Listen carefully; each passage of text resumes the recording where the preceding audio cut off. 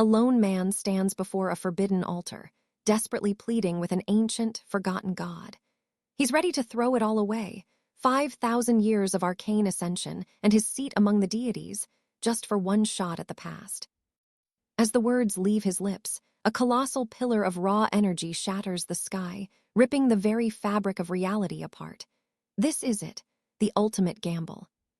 In a flash, he's hurled back to the spring of the year 1017.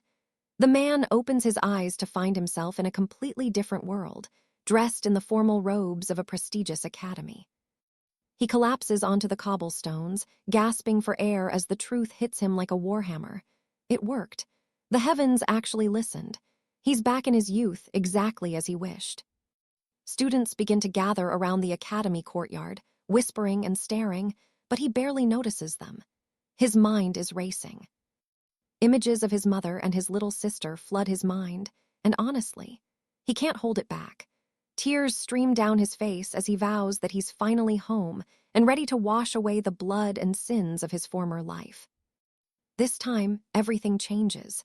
He won't let that bastard Lord Sterling lay a single finger on his family. Not again. We cut to chamber 1103 in the Royal Academy of Ithilgard. Our protagonist, Alistair, stares at a clock on the wall. It's the exact date and hour. He realizes he's broke and his family is drowning, so he needs to find a way to make gold, and he needs to do it fast. His current life is a mess, so he turns to his ancient scrying glass, deciding to use some high-risk methods to turn his luck around. Suddenly, the heavy oak door swings open. It's Silas and Baron, two arrogant nobles, bargaining about hitting up a new tavern that just opened nearby. They spot Alistair and immediately start acting like they own the place. They mock him, noting how the young master is skipping his nightly drills again. Then, they have the nerve to demand he pays for their feast tonight. But Alistair, he doesn't even blink. He ignores them like they're literal dust, which absolutely triggers Silas. He starts barking about how Alistair is nothing but a peasant in a silk cape. He threatens to shout it from the castle battlements that Alistair's family is bankrupt, and that he's a total fraud pretending to be highborn. Baron tries to calm him down while Silas is screaming, but it's all a show. They're just trying to squeeze him dry. Baron tells Alistair that if he wants to keep his little secret safe, he needs to start showing some gratitude. Basically, pay up or get exposed. Alistair just looks at them, completely unbothered. He tells them to go ahead and tell the whole kingdom because, frankly, he couldn't care less. He grabs his gear and walks out, leaving them fuming. He's lost all his godlike powers, sure, but his mind is still sharp. He needs to rebuild his empire from the ground up, starting now. He heads to a shady pawn shop in the lower district. He tries to sell his enchanted grimoire, but the merchant only offers him 800 silver crowns, claiming the thing is worn out and ancient. This part hits hard. His mother had worked herself to the bone for months just to afford that grimoire for his studies, and now, it's worth less than a week's rations. He realizes what a brat he'd been, playing the part of a wealthy noble at the academy while his mother suffered. It's a bitter pill to swallow. In his past life, he was a parasite, constantly demanding more gold from home while he was secretly broke. His mother's health had failed because of the stress he caused. Suddenly, a voice cuts through his dark thoughts. Someone's calling his name. He turns around and his heart stops. It's a young girl in simple worker's clothes, clutching a worn blue satchel. It's Alara, his younger sister. Seeing her alive and well brings back the most brutal memory of his past life. Because of the debt he'd run up, Lord Sterling had hunted them down. Under that crushing pressure, Alara had taken her own life by jumping from the high tower. The weight of that tragedy almost breaks him right there. She asks if he's okay, but he just forced a smile and says it's nothing, silently swearing to be her shield this time. She opens her satchel and pulls out 5,000 silver crowns. She earned every bit of it working back-breaking shifts just so she could hand it to him. She begs him to stop taking gold from their mother. Alistair is stunned, which only makes her more frustrated. She shoves the coins into his chest, telling him to stop acting like he doesn't know what's going on. She calls him out, reminding him how he threatened to quit the academy unless their mother sent him more gold. She's seen through all his lies. She knows he's been wasting his days with friends who don't give a damn about him while their family starves. "Return to reality," she tells him, turning her back to walk away. But Alistair stops her. He tells her he doesn't want the money and that she should use it for her own tuition. That's when the bombshell drops. She tells him she's already dropped out of the girls' school. Alistair is floored. Why? Because their house is buried in debt and the king's tax collectors are already knocking at the door. Their mother couldn't handle the pressure alone, so Alara quit her dreams to work. Hearing this, Alistair just pulls her into a tight hug, catching her completely off guard. He whispers an apology, telling her to trust him for just a few days while he fixes everything. She's confused, but there's something different about his eyes now, something dangerous. A little later, Alistair is out in the market, but he's not looking for luxury. He grabs a bronze basin and some specific herbs, moving with a grim intensity. He finds a secluded spot deep in the northern forest, far from prying eyes. He needs a place to work his magic in peace. He builds a small, controlled fire and begins brewing a potion, grumbling about how thin the mana is in this era. It's a far cry from the divine energy he's used to. He's crafting a spirit draft. Suddenly, boom, a small alchemical explosion rocks the clearing, signaling that the brew is ready. Success. He pours the glowing liquid into a flask and downs it in one go, feeling the raw power surge through his veins. Now, let's talk about how magic works here. In this world, the path of the warrior is split into 5 distinct orders. First, you have the order of the squire, then the knight. After that comes the paladin, the archon, and finally, the legendary order of the monarch. Alistair is using the ancient sovereign manual to train. With his knowledge, his progress is going to make normal humans look like they're standing still. An hour passes, and just like that, he's already broken through to the first order. Arthur had finally reached the peak of the lion's heart tier. To test his newfound strength, he tightened his grip and slammed a fist into a massive oak tree, splitting the trunk clean in two with a single, effortless blow. He was finally ready to take on any low-level knight in the region. But our boy had a specific plan in mind. He needed gold, and he needed it fast. He headed straight for a shady district in the capital, looking for the quickest way to fill his pockets. He eventually found his way into a hidden guild hub, a place filled with scrying crystals and mercenaries looking for work. This was the legendary black market, a network where the most dangerous secrets and favors were traded daily. Arthur grabbed a terminal to scan the bounty boards, looking for a mission worth his time.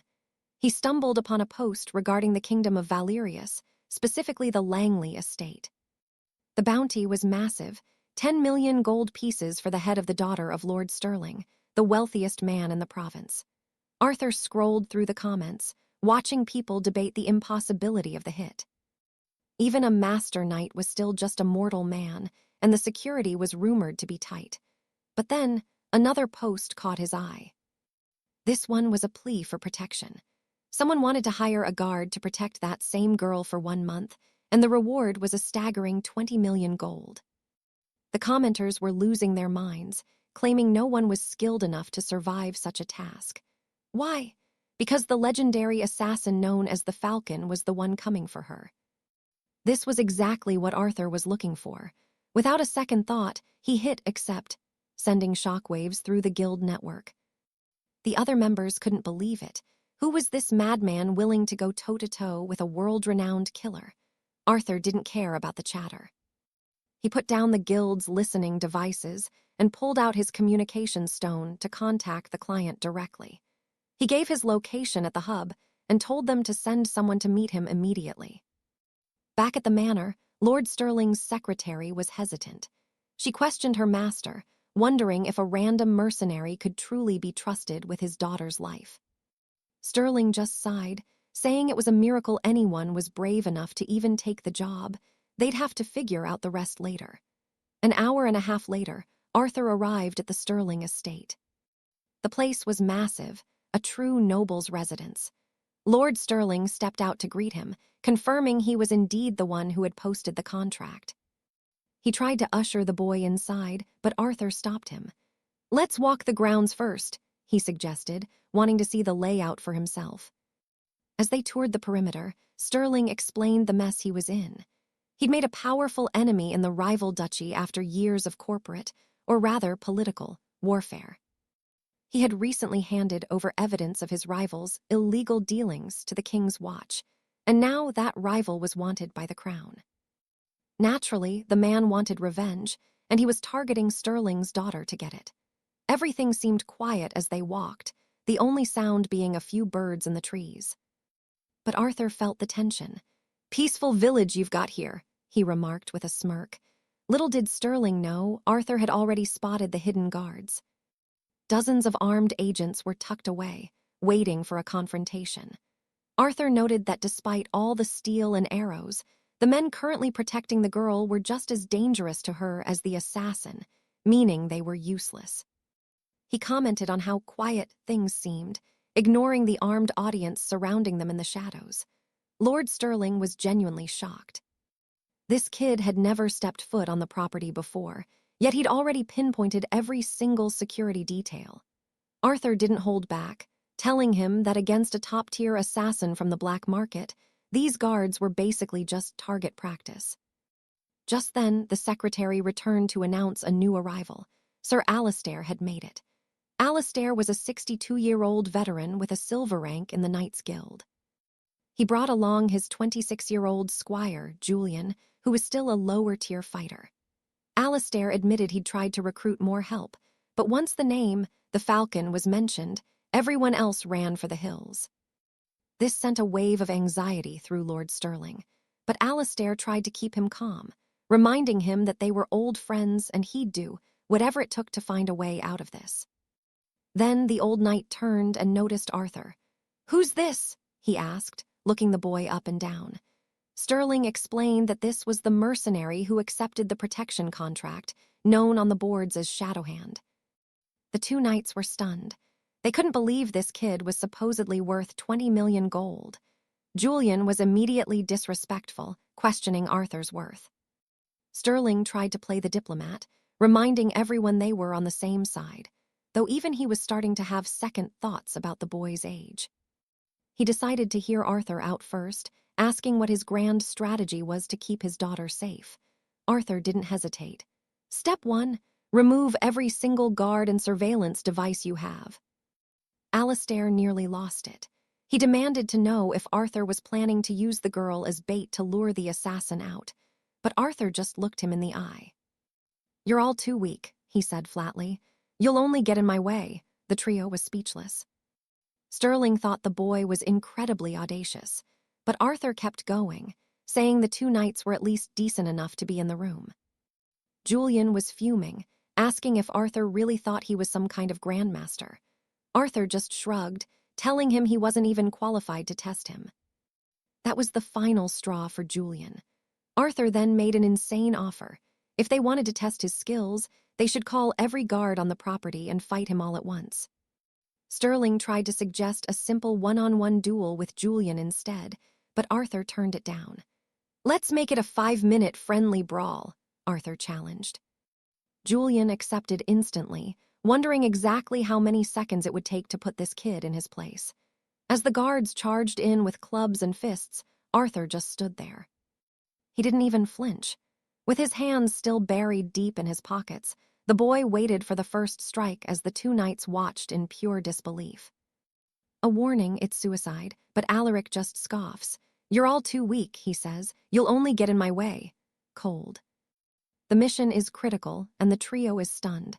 Cedric calls him audacious, but Lady Alara just watches. At least the two knights are staying. Gawain can't believe it. "You think you're a grandmaster already?" He draws his steel, challenging the boy right then and there. Alaric doesn't even blink. "You're not even qualified to test me." Ouch, that really stings Baron Thorne's pride. Then he drops the bomb. "If you want to test me, call everyone. I'll take on every man in this room at once." Pure madness. Cedric offers a one-on-one duel to be fair. Alaric declines. Instead, he invites the whole lot for 5 minutes of friendly sparring. Lord Thorn takes the bait, wondering if Alaric will even last 10 seconds. Then, the signal, they all charge at once. Guards armed with heavy maces and iron fists surround him. Alaric, hands in his pockets, completely unfazed by the steel. Lord Sterling watches, baffled. Why isn't the boy fighting back? The first knight lunges, throwing a heavy right hook. Arthur dodges it with a bored grin, easy. Then, boom, a massive shockwave erupts, blasting every guard backward. The soldiers hit the dirt cold, and Arthur, he hasn't even taken his hands out of his pockets. Boss move. The crowd is speechless. Sterling wonders how Arthur even did that. The boy didn't move an inch. The Archmage is just as stunned. Arthur dares Sterling to try his luck. Sir Percival lunges, vaulting off the cobblestones for a midair spinning aerial kick. Finally, Arthur pulls a hand out. He flickers one finger, conjuring a barrier that shatters the knight's momentum. The young knight is hurled through the air, splintering ancient oaks in the forest. Total annihilation. The Archmage realizes they're dealing with a monster. Arthur's eyes lock onto him. The mage bows, admitting he misjudged the boy's power. Sterling's son asks if even his master is outmatched by this kid. The mage admits even high Master Eldred wouldn't stand a chance. This boy is on a level they can't even fathom. Sterling is reeling. The elder adds that Sir Arthur is a titan of magic. Amid the chaos, a girl appears. A blonde lady in pink silken nightrobes yawns, asking why there's so much racket outside her manor. They enter the estate to discuss Arthur's terrifying talent. He just shrugs it off as a basic skill. Sterling begs him to keep his daughter safe. Is there anything else you need, Sir Arthur? Arthur has 2 demands. First, a deposit of 20 million gold sovereigns. Second, my word is law for her safety. Sterling agrees instantly. Everything will be settled. Arthur sips his tea, satisfied. He needs that gold immediately because he's got big plans for tomorrow. Everyone freezes. The assassins of the Vale usually strike in 2 days. Why the rush? Arthur suggests a change of plan. Let the Lady Isabella come with him today instead. Sterling is hesitant, but then Isabella herself appears on the grand staircase, leaning over the banister. He scolds her for greeting guests in her sleeping clothes, but she couldn't care less. She's bored, stuck in the manor eating and sleeping. Why bother dressing up? The Archmage sympathizes, she's trapped. Isabella points at Arthur. Who's the new guy? Her father explains he's her new guardian for the next 48 hours. Show some respect, Isabella. She gives him a skeptical look. Him, Arthur tells her she's following his lead for the next month. He promises not to lock her up, though. Her eyes light up. Then I'm going out with you. Arthur looks to Sterling. The Lord sighs, adjusts his spectacles, and reluctantly agrees. Isabella is thrilled. Sterling warns her they leave tomorrow. Follow his orders, stay close, no wandering. She agrees, but you can see it in her eyes. She has zero intention of listening to Arthur. Next day, a black carriage thunders down the road. Arthur checks his scrying stone. The gold has arrived. Isabella tells the coachman to head for the capital's shopping district. It's been ages. Arthur pockets his stone and counters. Drive to the Royal Academy of Camelot. Isabella is livid. She turns to the coachman, who's also her uncle. Whose orders are you taking, uncle? This peaceful trip just got a lot more tense. The uncle clears his throat. Your father's orders were clear, Lady Isabella. We follow Sir Arthur's word. She snaps. Stop the carriage, I'm doing what I want. The driver looks back unsure. Arthur calmly tells him to pull over. He does. Isabella storms out. She realizes she's in the middle of a desolate moor. No city in sight. She stomps back and slams the door. She's fuming. Arthur makes her a deal. Stay out of trouble, and we'll do what you want after my business is done. She glares but settles in. They arrive at the massive academy. She scoffs at the place where Arthur stays. Doesn't look like much. Arthur just steps out, ignoring the sass. On a balcony nearby, a crowd of noble students freezes, mesmerized by her beauty. Arthur tells Isabella to keep up. She's miserable about entering the dusty halls. Her uncle reminds her, Stay within Sir Arthur's sight at all times. Arthur drops the final line. If you want those shops later, you'd better follow my lead now. Arthur leads the way to chamber 1103 where Alice lives. The second they step inside, Sophie is absolutely repulsed by the sight. It's a mess. His roommates are just slacking off, glued to their gaming devices in nothing but their underwear. Zero class. Startled by a girl in their den, one of them mocks Arthur's return, eyeing the gorgeous Lady Sophie he brought with him. They actually have the nerve to ask Sophie if she wants to join their online raid. She immediately cowers behind Arthur for protection. Arthur doesn't repeat himself, he orders them out. Now, but the boys just laugh it off, thinking they can defy him for a bit of fun. Big mistake. Arthur's patience snaps. He begins to radiate a terrifying, dark aura that fills every inch of the room. Ethereal skulls manifest in the air, screaming death from every corner. The roommates collapse, sobbing and begging Arthur not to kill them. Sophie watches in total confusion, asking what's wrong with them. Arthur just shrugs it off. It was all just a simple illusion. He tells her to wait while he grabs some gear. Soon, they're back in the carriage, heading for the next destination. Sophie isn't letting it go. She grills him about that dark magic. Sensing her fear, Arthur jokingly threatens to use it on her if she doesn't behave. She lets out a terrified shriek before realizing he's just messing with her. Annoyed, she starts playfully punching his arm. The coachman asks Master Arthur for their next stop. Arthur pulls out his communication scroll, making a quick call to track someone down. He needs a pinpoint location. Now, he gets the coordinates and prepares to meet them immediately. Arthur directs the carriage to number 107 Lancaster Way. Upon arrival, a line of maids bows, welcoming the young master. Sophie can't stop laughing. She asks if he has some secret maid fetish. Arthur just looks awkward. This isn't what he expected. He starts to worry. Is Alice really working in a place like this? They step inside, and the tea house is absolutely packed. The establishment is bustling, filled with high society types. A maid approaches them, asking if the young lord is ready to order. Arthur cuts to the chase. He asks if a girl named Alice is on shift. The maid nods. She's currently busy serving tables. She calls out, and Alice appears instantly, balancing a tray with cherry cake and a fresh lemonade. Arthur stands up, his blood boiling. He sees his little sister in that uniform, but then something happens. A man slaps her. The brute complains about the wait, barkingly ordering her to hurry up. Arthur's grip tightens. This is going to end badly. The man is Cedric Thorne. He's the one who hit Alice, and now he's demanding she come sit at his table. Alice is clearly terrified, but tries to remain professional, explaining she still has work to finish. That's when Cedric pulls out a massive diamond ring. He proposes right there, in front of everyone. The whole room goes silent. Sophie whispers the truth. Cedric is the heir to House Thorne, a massive real estate empire. Cedric starts belittling Alice's family, calling her brother a useless loser. He says her life is pathetic and she needs him. Alice doesn't hesitate. She rejects the proposal, choosing her dignity over his gold. She turns to get back to work. This sends Cedric into a silent rage. He deliberately tips the lemonade over his own expensive suit, creating a scene. He screams for the proprietor. The owner of the tea house rushes over, trembling as he asks what's wrong. Cedric lies through his teeth, blaming Alice for the mess. Then he gives a sickening order, make her lick it up. The owner doesn't even question it. He turns to Alice, raising his hand to strike her, but Arthur is faster. He grabs the man's wrist.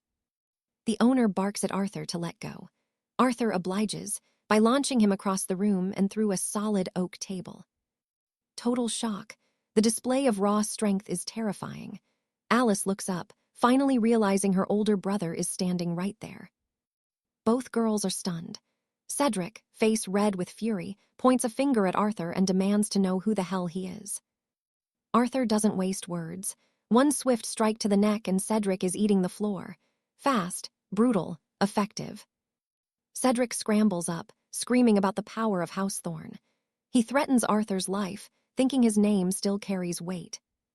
That's when Sophie steps out of the shadows with a sharp, sarcastic laugh. "Oh, is House Thorn really that powerful?" Cedric pales. He knows that voice.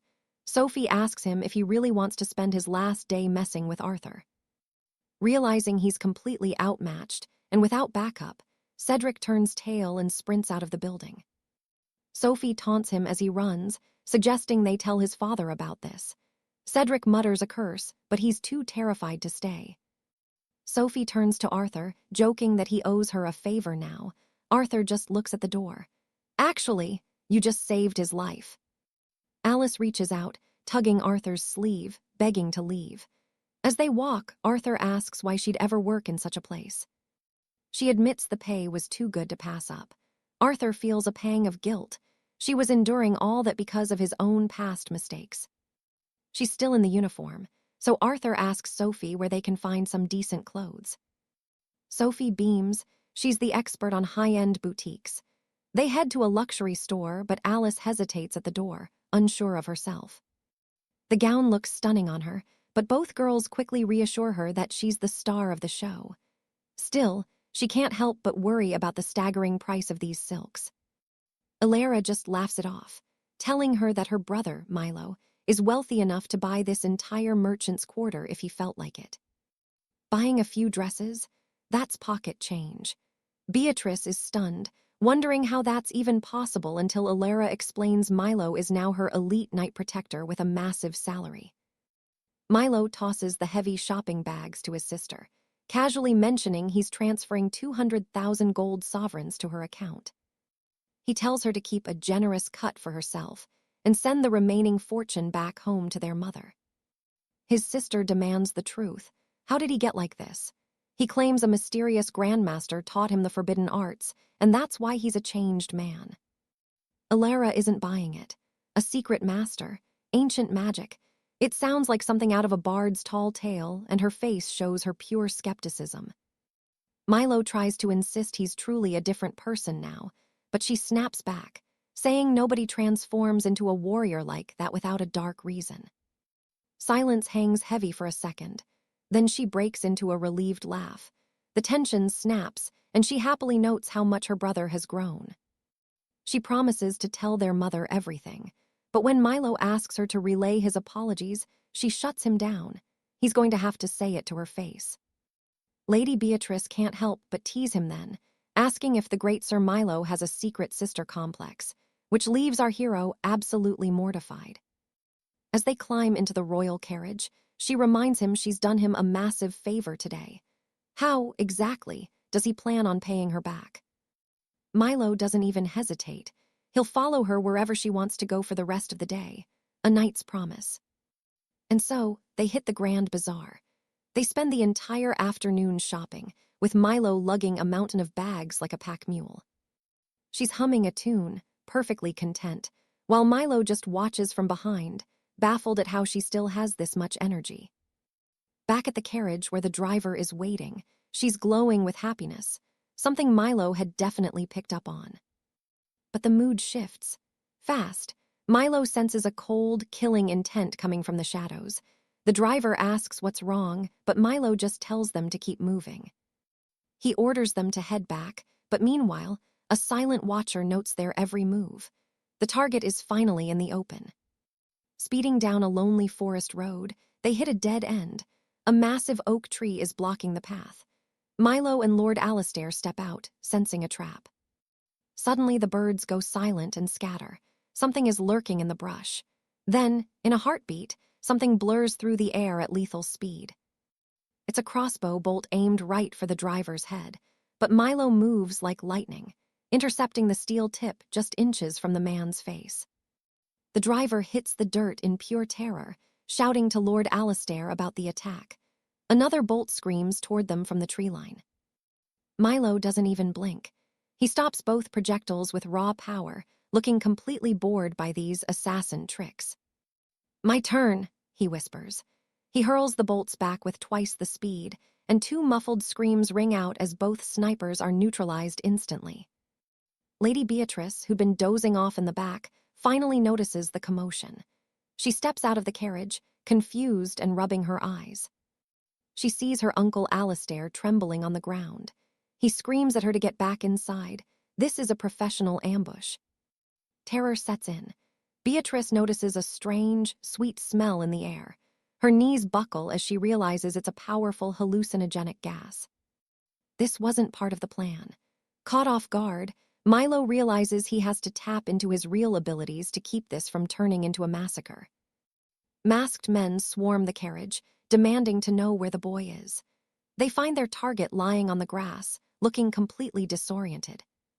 A fading Beatrice gasps for her protector as the killers close in. But just as they think they've won, Milo appears behind them like a ghost. "Who sent you?" His voice is like ice. The assassins realize too late. They didn't catch him, he caught them. One idiot thinks he's still got a chance. "He's just one kid," he roars, charging forward with his blade drawn. Milo doesn't even draw a weapon. He plucks a falling leaf from the air and flicks it. One leaf. 4 throats slashed, absolutely effortless. The sole survivor is shaking like a leaf himself. He can't believe a master of this caliber is hiding out in a place like Lonsdale. Milo repeats the question, colder this time, but the man just rips off his mask with a grim smile. If Milo wanted information, he's out of luck. The assassin bites a poison pill and drops dead on the spot. Milo sighs, he got careless. Nothing left to do here. With a flick of his fingers, he detonates the fallen tree, clearing the path in a shower of splinters. He kneels by Beatrice, casting a gentle sleeping spell. He needs her to stay under just a bit longer to avoid any awkward questions. But fate has other ideas. She snaps awake, finding Milo standing inches away from her face. Her heart skips a beat. Totally flustered, she asks what on earth he's doing, her mind racing with a million different thoughts. "Just saving your life," he says simply. That's when she sees the carnage. Dozens of bodies littering the road. Milo helps Lord Alistair to his feet, explaining that these weren't common bandits. They were highly trained mercenaries. The old man is speechless, staring at the absolute destruction Milo dealt out with nothing but a few leaves and his bare hands. "We'll talk more at the estate," Milo says firmly. Back at the manor, he briefs the head of the guard and the local lords. The killers were professional, but they left one clue. Every single one of them bore the mark of the Black Serpent clan. Those marks on their wrists tell the whole story. The Shadow Syndicate is resorting to the dirtiest tricks imaginable, and Lord Alaric is rightfully shaken by the news. Something about this feels eerily familiar to Alaric, a dark memory resurfacing as he realizes his own daughter, Lady Julia, has likely become their next target. Protective father mode, activated. He bans her from leaving the estate, and Arthur agrees, insisting they need to set up some serious magical defenses immediately. Arthur asks the Lord for any spare enchanted gemstones he has in the treasury. Without a second thought, Alaric orders a servant to bring his finest collection. The maid returns with a tray of glittering gems, handing them over to Arthur, who looks them over with a very calculating, satisfied grin. Alaric asks if he's going to bless them to ward off evil spirits, but Arthur just scoffs. He's a man of the blade. Superstition isn't really his style. But wait, he's actually doing something way more interesting with those stones. Fast forward to later that night, and the real work begins in secret. Arthur does exactly what you'd expect a protective guy to do. He knocks on Julia's bedroom door in the dead of night. She's like, "What do you want at this hour?" He hands her a bracelet set with one of the gems, telling her to never take it off. Julia blushes, thinking this is some grand, romantic gesture. While she's busy daydreaming, a different conversation is happening in the Great Hall. Arthur asks a guard for his crossbow. No questions asked. He tosses an enchanted gem into the air and bam, he fires a bolt right at it. The gem glows, deflecting the shot without taking a single scratch. Alaric is floored, but then the gem shatters. It turns out these prototypes are basically a one-time-use magical shield against death itself. An extra life, that's exactly what we're talking about here. It's a priceless treasure, even if it doesn't last forever. Arthur explains that was just an illusionary test. Then he pulls out the real deal, artifacts that can actually tank 4 or 5 hits before breaking.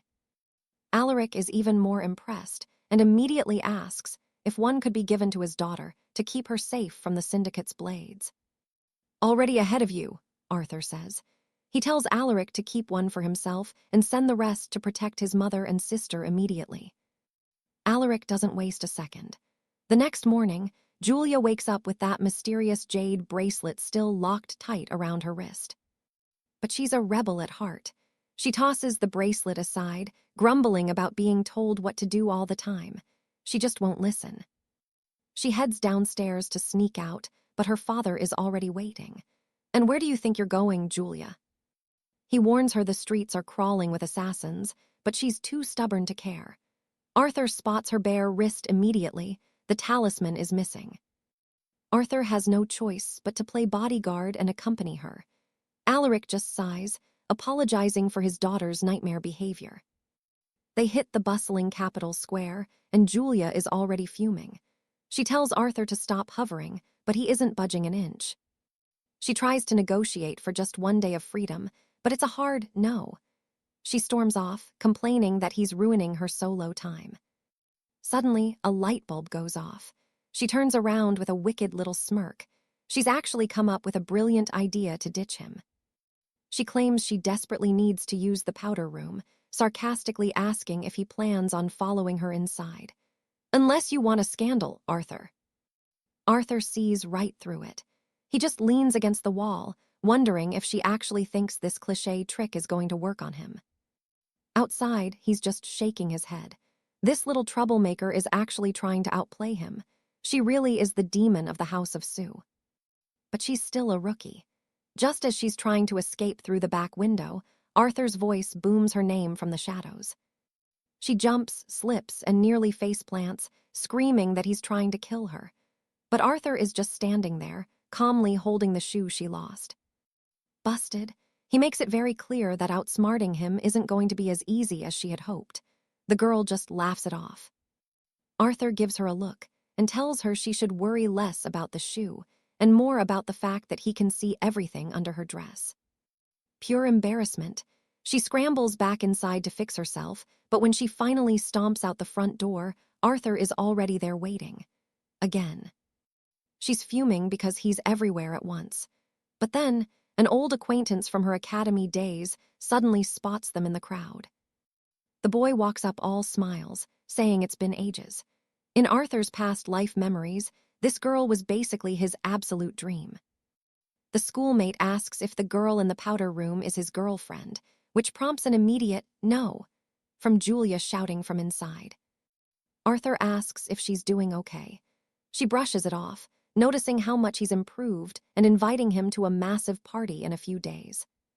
She says she won't interrupt their date any longer and makes a quick exit, leaving things feeling pretty unusual and awkward. Arthur watches her go, momentarily forgetting that genuinely kind people actually still exist in this cutthroat world of noble houses. But his peaceful moment is shattered when his communication crystal rings. Bad news. Julia just hijacked the royal carriage and bolted. Her uncle panics. She doesn't even have a royal driving permit yet. He asks Arthur what the hell they're supposed to do now. "I'll handle it," Arthur says calmly. He tries to reach her, while Julia is currently having the time of her life, tearing through the streets. But her freedom is short-lived. A squad of the town guard appears, signaling for her to pull over immediately. She stops, looking completely confused. The guards surround her, explaining they received a report about an unlicensed driver endangering the square.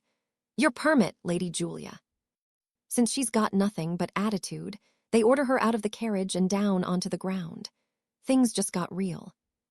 Then, a familiar voice remarks that she shouldn't be driving without the necessary skills. She looks up, and she knows that voice anywhere. It clicks. Beatrice realizes Arthur is the one who ratted her out to the guards. His excuse, he's just a law-abiding citizen. She is absolutely livid. "I'm going to kill you," she swears. Fast forward 3 days later. Arthur's at her door, but Beatrice isn't having it. She wants him gone. But wait, Arthur needs a favor. Suddenly, Beatrice is all ears. He's got an offer that catches her attention, something she can't just walk away from. The deal is struck.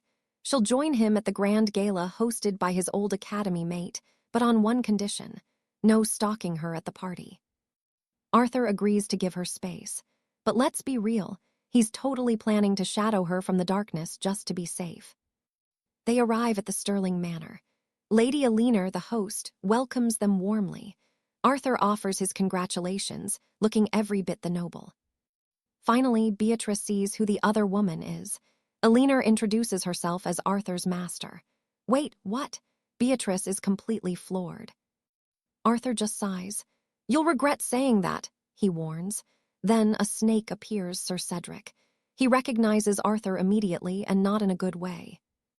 Flashback time. Years ago, Cedric arrogantly framed Arthur for theft. That humiliation, it nearly ruined Arthur's life. He hasn't forgotten a single second of it. Cedric sneers, still pretending to be a gentleman, Arthur. He can't stand seeing Arthur in high society. It's pure, petty jealousy. Beatrice has zero patience for this. Who invited the noisy mosquitoes? She asks, loud enough for the whole room to hear. They walk away, leaving Cedric fuming. He's green with envy seeing Arthur with a woman as stunning as Lady Beatrice. Enter the heavy hitters. Duke Sterling, head of the powerful Sun property house, arrives late with his son, Baron Julian. Julian raises a glass to Elinor's birthday. Arthur recognizes him immediately, a notorious low-life playboy. Best to steer clear of this one. Too late, Julian spots them. He remembers how Arthur and Beatrice humiliated him once before. Now he wants a little bit of payback. Cedric pulls Julian aside. Let's ruin him, he whispers. He'll do anything to see Arthur dragged through the mud in front of everyone. Julian's eyes light up. A public execution of Arthur's reputation. He's all in.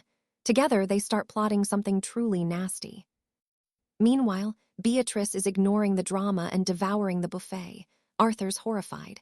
Where are your noble manners? He whispers. She couldn't care less. The food's incredible, she mumbles. Image? Who needs an image when there's cake this good? Cedric calls Arthur over for a chat. Arthur knows it's a trap, but he goes anyway. Time to see what these clowns are planning. It happens fast. Julian accidentally slams into Arthur. Suddenly, he's screaming for the guards. Thief! This man tried to rob me. Julian hits the floor, faking an assault. The whole ballroom stops. Everyone's whispering and all eyes are on Arthur. The trap is sprung.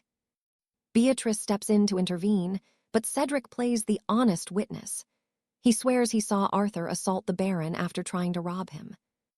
Arthur just stands there, confused. Like, really?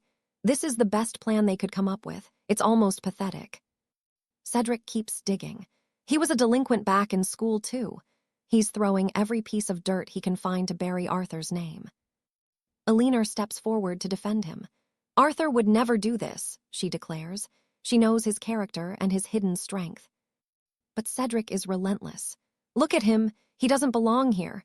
He declares that Arthur is a stain on the party and should be exiled. Then the evidence. Julian pulls a gold pocket watch from his cloak. He's a thief, he yells, holding it up for everyone to see. Arthur's done playing nice. He shoves Julian right back into the dirt. Zero hesitation. The Duke is absolutely livid now. How dare you strike my son? The Duke bellows. He demands an immediate apology, threatening to drag Arthur straight to the royal court. Kneel and beg, he warns, but Arthur doesn't flinch. He stands his ground without a hint of fear, staring the Duke down. Julian's still screaming, thief, when Beatrice cuts him off. She's had enough of this boring, low-budget circus act. Making a scene over a few gold coins, she scoffs. To her, the Sterlings are just small-time nobles with big, fragile egos. Julian calls her a witch. Big mistake. She threatens a defamation suit that would bankrupt his entire house. She turns to Arthur. Sorry I took so long, I was busy finishing my cake. She admits she could have helped sooner, but, well, cake. The Sterling butler tries to step in. Who do you think you are, Beatrice? She just laughs. Not everyone is worthy of looking at me. They order her removed. Bad move. Arthur steps in front of her, his voice cold. No one lays a finger on her while I'm here. "Give up," Julian sneers. He signals the guards. "Attack him!" But Arthur is already prepping for the confrontation. The air shifts. It gets heavy, cold. Arthur's martial energy is leaking out, and it's absolutely terrifying to witness. Suddenly, there isn't just one Arthur. Illusions, pure speed. The guards are seeing ghosts, and they are completely panicking. He's a blur of motion. One by one, the guards drop. Within seconds, Arthur is standing right in front of the Sterling family. Beatrice gives the word. "Teach them a lesson." The Duke tries to pull rank one last time, blustering about his authority. He doesn't even finish his sentence. Boom! Arthur's fist connects, sending the Duke flying across the marble floor. Julian rushes to his father, screaming threats. "You're finished! You're just a peasant martial artist." He's still totally delusional. Arthur doesn't say a word. He grabs Julian and Cedric by their heads. Then, he smashes them together. "Lights out, boys." Knocked out cold, Lady Sarah's knights just secured the win, but Duke Sterling is fuming. He warns them that House Sterling will regret this insult. Elizabeth begs her father to admit the whole thing was a trap, but he just scoffs, calling her a naive little girl. But wait, Lord Silas, the kingdom's wealthiest tycoon, suddenly appears. The room goes silent as he approaches, but then he bows to Alaric. Total shocker. Silas is being incredibly respectful to our boy. Meanwhile, Cedric, totally clueless, demands Silas call the guards to throw Alaric in the dungeon. He wants him locked away for 8 to 10 years, but the Duke snaps at his son to shut his mouth. Silas remains calm, telling the Sterling patriarch that Lady Sarah and her friends were simply having a bit of fun. No harm done, right? He suggests that as civilized nobles, they should keep the law out of this. Suddenly, the Duke realizes Sarah is Silas's daughter. Panic mode, the Duke drops to his knees, begging Alaric for forgiveness. But Alaric, he couldn't care less about these games. "Don't touch me," he snaps. Sarah's relieved, but then she notices every other girl at the gala is staring at her bodyguard like he's a snack. "He's so handsome," they whisper. Sarah's fuming. She mumbles about how much she hates the guy while the crowd swarms him. The Duke slinks away in shame. Now that everyone knows Alaric is the real deal, they're all tripping over themselves to make a connection. Let's rewind. Earlier that day, Alaric was meeting with Sir Percival. They were discussing the elite knights of the Royal Guard. These guys belong to the Sovereign Shield, a group handpicked by the king himself to handle the upcoming darkness. Alaric mentions the assassins who tried to snatch Sarah, but Percival just shrugs it off, introducing him to Sir Benedict. Benedict is the commander of the 2nd Division. These knights look at Alaric, a literal teenager, and can't believe he's a master warrior. The group just can't buy it. This kid, an elite. Alaric isn't here to make friends, though. He tells them to cut the small talk. He wants the main topic. They reveal they've heard rumors of an enemy targeting Lady Sarah and just wanted to greet him. Alaric just turns his back. He's ready to leave. One knight snaps, calling him disrespectful, but Percival holds him back. He reminds Alaric that the shield is powerful and they'll be watching him from the shadows. Basically, don't play hero alone. Alaric just gives them a whatever and walks out. Talk about cold. Another knight calls him an arrogant brat. Their leader tells them to relax. He thinks Alaric's spirit is like a flickering candle, fast burning and doomed to go out soon. That calms them down. They figure if he's dying anyway, he's definitely not a spy. Back at the party, things are getting interesting. Alaric walks up to Elizabeth with a birthday gift. It's a necklace carved from ancient, enchanted jade. Absolutely stunning. Elizabeth hesitates. It looks way too expensive. But Alaric tells her it's not about the gold. He just wants her to wear it. She agrees, blushing. Meanwhile, Sarah is watching from the corner, totally jealous that Alaric is giving heirlooms to another girl. Elizabeth thanks him and invites him to a masquerade ball. He actually says yes. Soon, he and Sarah are getting ready. Sarah's in a bunny mask to hide her identity, but Alaric recognizes her instantly. He says he can just feel it's her. Smooth. Then Elizabeth arrives, and wow, she looks incredible in her gown. Even Alaric can't look away for a second. She asks if she looks weird, but he assures her she looks breathtaking. Then, she asks him for a dance. Alaric admits he's a terrible dancer, but Elizabeth offers to lead. Sarah is losing her mind in the background, cursing all men. Suddenly, bam, the lights go out. The crowd thinks it's part of the show, but Sarah starts screaming for her protector. Alaric tells her to stay put while he checks the perimeter. She tells him to be careful, but as soon as he leaves, someone lunges from the shadows. But wait, the jade necklace. It erupts with a blinding light, creating a massive magical barrier. The attackers can't get close. They're forced to retreat outside. Two masked men are fuming about the protective charm ruining their hit. But then Sir Benedict appears. He recognizes one of them immediately. It's Malachar of the Shadow Syndicate. Benedict declares that Malachar won't leave this garden alive. But Malachar just sneers, promising to settle a blood debt for his fallen home. He reveals he's the leader of the city's underworld. Suddenly, Alaric walks in, looking bored. He doesn't care about their little feud. "Return the girl or regret it," he says. Sir Benedict tells Alaric to back off, warning him that this villain is a monster. "Fighting him is suicide," he warns. Alaric just sighs. "Fine, you have 1 minute to handle it yourself." Malachar strikes. Benedict blocks the right, but Malachar is fast, swinging from the left. The two exchange a flurry of blows. It's a stalemate until, snap, Malachar pulls a hidden dagger and drives it right into the knight's chest. "War is about dirty tricks," Malachar laughs. He's about to deliver the final blow when boom, Alaric's boot hits his gut. Malachar goes flying. Alaric steps over the fallen knight. "Your minute is up," he tells Benedict. Now it's his turn. Malachar is shaken. Who is this kid? He pulls out a forbidden pill and swallows it whole.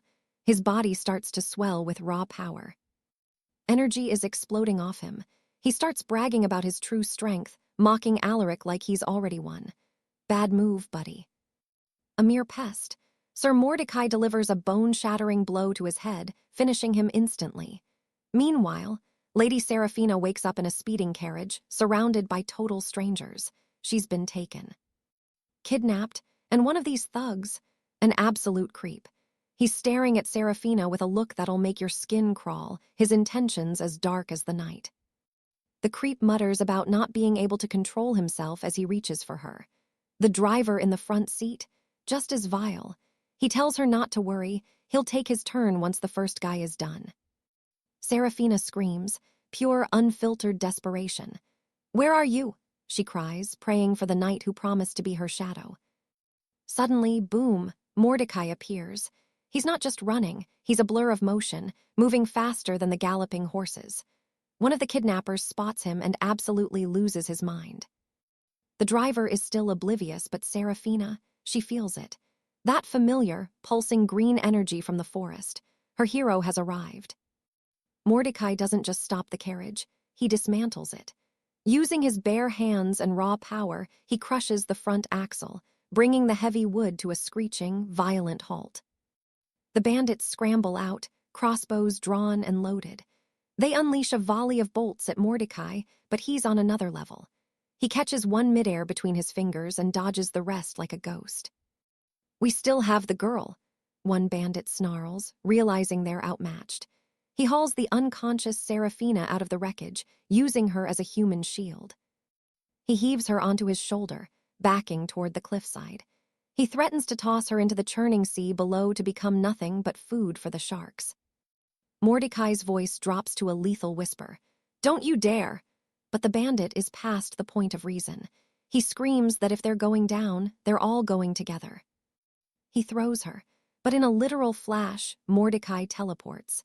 He knocks the bandit into oblivion and catches Seraphina before she even touches the water. Gravity doesn't seem to apply to him. He floats there, cradling her gently above the waves. As she starts to wake up, the first thing she feels is the warmth of his arms. It's unexpectedly comforting, safe. Later, back at the safety of the Sterling estate, Mordecai tucks her in before meeting with her father to discuss the fallout. It's a mess. The kidnappers used the widow's poison, sacrificing their own lives to keep their secrets. Their leader, Lord Alaric, is already dead. No clues, no leads. They're back to square one. Mordecai returns to Seraphina's bedside, asking if she's feeling any better. Bad move. She's pissed. Clutching her blanket in a fit of rage, she lunges at him, grabbing his neck with surprising strength. "You promised," she screams. She accuses him of being a liar and a failure, her eyes blazing with betrayal because he wasn't there the moment the carriage door shut. Her father steps in, reminding her of the cold truth. "If not for Mordecai, Seraphina, you wouldn't be breathing right now. Show some respect." Mordecai doesn't defend himself. He takes the blame, promising to be better next time. Realizing he really was the one who pulled her from the sea, she lets go, sitting there in embarrassed silence. Just then, word arrives. The lords of House Beaufort are at the gates, practically begging for an audience with the man who dismantled their men. In the manor's drawing room, Mordecai meets them. This time, no insults. They're bowing and scraping, offering a formal apology for the misunderstanding. They hand over a massive chest of gold as compensation. Mordecai takes the money, but his warning is chilling. "Stay away from my sister. There won't be a second warning." The Beauforts flee. Mordecai watches them go, his mind already on the real threat, an elite assassin known as the Wasp, who's likely lurking nearby. He heads to the Hunters Guild, checking the messages on the bounty board where he first took this job. It's time to end this. He posts a public challenge right there on the board, betting all his gold on his own head. A literal, "come and get me" to the assassin. By morning, the whole kingdom knows. Lord Julian hears about the bet during breakfast and decides to drop another 20 million gold pieces on Mordecai's victory. Seraphina wants to go for a walk, but Mordecai's focus is elsewhere. His communication crystal is buzzing nonstop, with notifications of new bets being placed on his life. "Are you even listening?" she snaps, annoyed that he's more interested in his crystal than her. Mordecai just sighs, assuring her he's paying attention to everything. He's uneasy. The Wasp is a ghost, no sign of him yet. That usually means the strike is coming soon. Seraphina asks why he's acting so strange. She tells him she needs to go for a walk to find the mystery hero who saved her from the carriage. She starts gushing about him, how strong his arms felt, how he could fly. She calls him the most beautiful being in the entire universe. Mordecai senses a sudden spike in killing intent from the trees. "No," he tells her, "we aren't going anywhere." She huffs. "What's your problem? If my hero were here, he'd beat you up for being such a killjoy." Mordecai ignores the insult and slides an ancient jade bracelet onto her wrist. "It's ugly," she complains, trying to take it off, but his voice is dead serious. He tells her this item will protect her life and she needs to keep it on. No arguments. She finally listens. 4 hours pass. Seraphina is bored out of her mind reading in her room, while Mordecai wonders why the enemy hasn't moved. The assassin is cautious, probably because Mordecai is standing guard like a statue. Fine. If they won't move, he'll make them. "Look," he tells the girl. "A rare white forest rabbit just appeared in the garden." That's all it takes. Seraphina's interest is piqued instantly. She bolts outside, searching every corner of the yard for the cute animal. She finds nothing, but even with her out in the open, there's no movement until something finally flickers in the tree line. Mordecai spots it. Finally. A man emerges from the shadows, attempting a devastating kick from Mordecai's blind spot. Mordecai pivots, blocking the strike with a dull thud. This guy is fast. He doesn't retreat, immediately preparing a second follow-up attack using a surge of mystical martial energy. Mordecai realizes he's the primary target now. This isn't about the girl anymore. It's a duel between experts. The assassin draws a jet-black blade and leaps. Cold steel flashes in the sunlight as the final confrontation begins. But instead of a kill, the mercenary takes a heavy fist straight to the jaw. Boom, one shot and he's sent flying through the air. Just like that, the killer's pride, completely shattered. He's fuming now. A simple hit turned into a total disaster, and he realizes this target is way more dangerous than the contract suggested. Meanwhile, Arthur just watches with a smirk, mocking the guy's sloppy form and telling him he's leagues away from being a real threat. With only one smoke bomb left, the assassin tries to vanish into the shadows. He's desperate to break Arthur's line of sight, but it's a total fail. He realizes the kid he thought was just some random noble is actually moving with terrifying, godlike speed. The chase is on. They're both blurring through the forest, jumping from branch to branch like shadows, but the assassin can't shake him. He's panicked. He needs a way out and fast. In a last-ditch effort to lose Arthur, he dives headfirst into a rushing river and sinks straight to the muddy bottom. He stays down there, holding his breath for 30 long minutes. He finally resurfaces, thinking he's played the ultimate trick on the boy. But as he gasps for air, pure nightmare fuel. Arthur is just sitting there on a branch, waiting for him. He reveals he's got the exact same mystical powers as the assassin, only better. The next morning, over at the merchant's exchange, one of the nobles realizes he's been wiped out. He lost every single gold coin he had on the latest bets. The whole city is buzzing. People are losing their minds over that gambling game, and the complaints are flooding into the guild house. Rumors are flying that the house rigged the bets on purpose, just to rake in insane profits from the commoners and lords alike.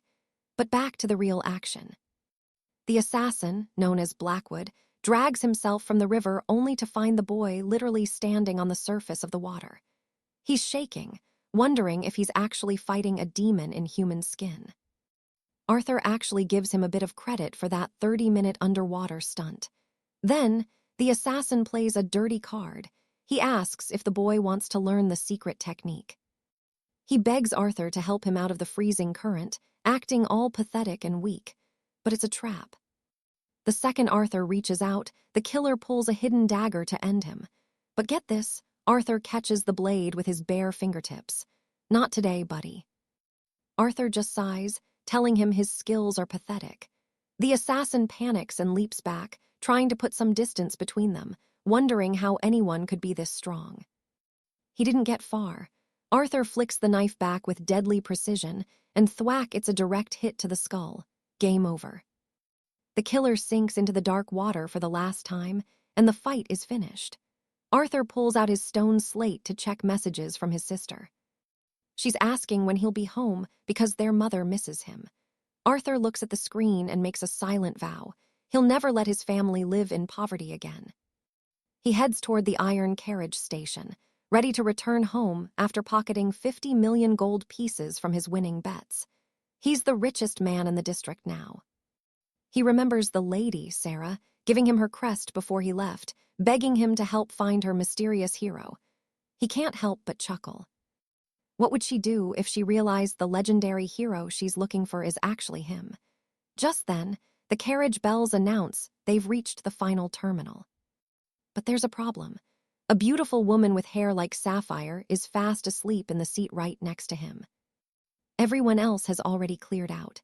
Arthur tries to wake her up before the trouble arrives, because a group of thugs has just stormed into the carriage. They're looking for someone. Their leader, a brute named Lord Cedric, stops right in front of Arthur while swinging a heavy iron mace. Cedric grins, asking his goons if they've finally found their prize.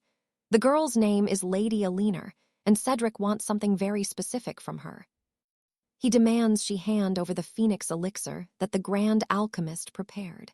Alina wakes up in a terror and whispers for Arthur to run for his life. They both try to bolt, but Cedric blocks the exit.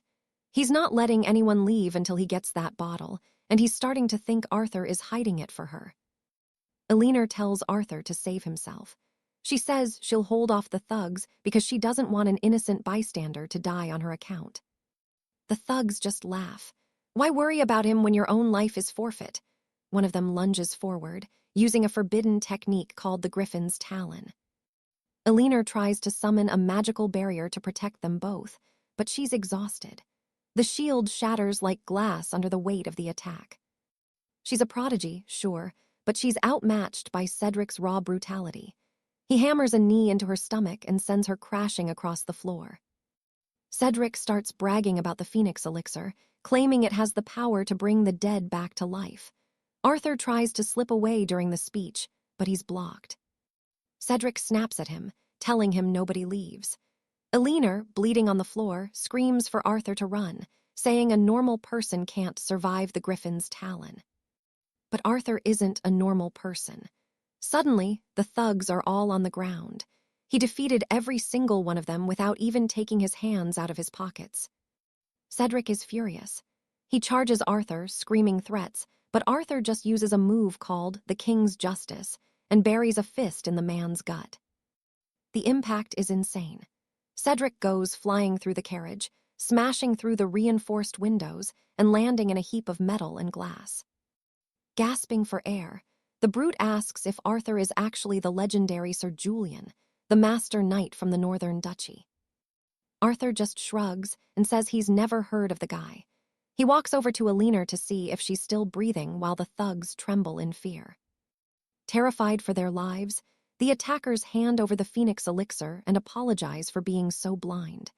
They scramble away as fast as their legs can carry them. Elinor is desperate, begging him to give the medicine back because it's the most important thing in her world. Arthur just looks at the bottle and shakes his head. If it's so important, he asks, why on earth are you carrying it in a cheap glass bottle that could break at any second? Suddenly, the tone shifts. The leader of the attackers bows low, handing over the celestial draft. Forgive us, my lord. They flee in terror. Meanwhile, Princess Seraphina is desperate. Please give the medicine back. It's her family's only hope. Alaric hands it over but scolds her. A simple glass vial. You risked losing everything for a bit of convenience. Just as he hands the item back, disaster strikes. Their hands slip. The vial shatters against the cold cobblestones, and the girl can only stare in pure horror at the mess. She lunges for his cloak, desperate, sobbing that he has to find her another one. Alaric tries to gently shake her off, looking for any way to escape this sudden, tearful confrontation. What am I supposed to do? She cries out. That elixir wasn't just a drink. It was the only medicine capable of saving her grandfather's failing life. Alaric pauses. Don't worry, he says, his voice steady. I'll handle it. Just like that, her crushing despair transforms into a flicker of genuine hope. Leaving the carriage terminal, she finds her brother, Julian, waiting with the family coach. He eyes the stranger with a sharp, suspicious glare. Who is this unfamiliar guy with Lady Seraphina? She promises to explain everything on the road. They climb into the coach, but the atmosphere inside is thick with a tension you could cut with a knight's blade. Julian asks if she secured the life-saving medicine. She hesitates, her voice trembling as she admits that the vial is currently nothing but glass shards back at the station. He nearly loses his grip on the horse's reins, his heart dropping into his stomach. You did what? He roars as the carriage swerves dangerously across the path. They finally reach the Ashford estate, where the royal physicians look grim. It's bad. The old lord's condition is critical, hanging by a single, fraying thread of life. Julian doesn't believe his sister could actually do anything at this point. Still, she marches into the manor with Alaric close behind her, ignoring the doubtful whispers. They enter the bedchamber where the family has gathered around the dying man. Duke Sterling looks up, his face weary. I've already heard the news from your brother, he sighs. Her elder brother, Cedric, scoffs from the corner. She should never have been trusted with this, he sneers. Without that potion, the old man is as good as dead. It's over, Cedric declares. There isn't another drop of that elixir in the whole kingdom. But Seraphina stands her ground, claiming she's found someone truly powerful. She tells them Alaric might be the key to saving the Lord. For the first time, a spark of desperate hope flickers in her father's tired eyes. But when Cedric sees Alaric standing at the door, he bursts into mockery. He can't believe this simple kid is the master his sister brought home. Are you really going to gamble our grandfather's life on this peasant? Cedric demands. Even the Duke finds it hard to put his faith in a boy who looks so ordinary. Alaric doesn't say a word.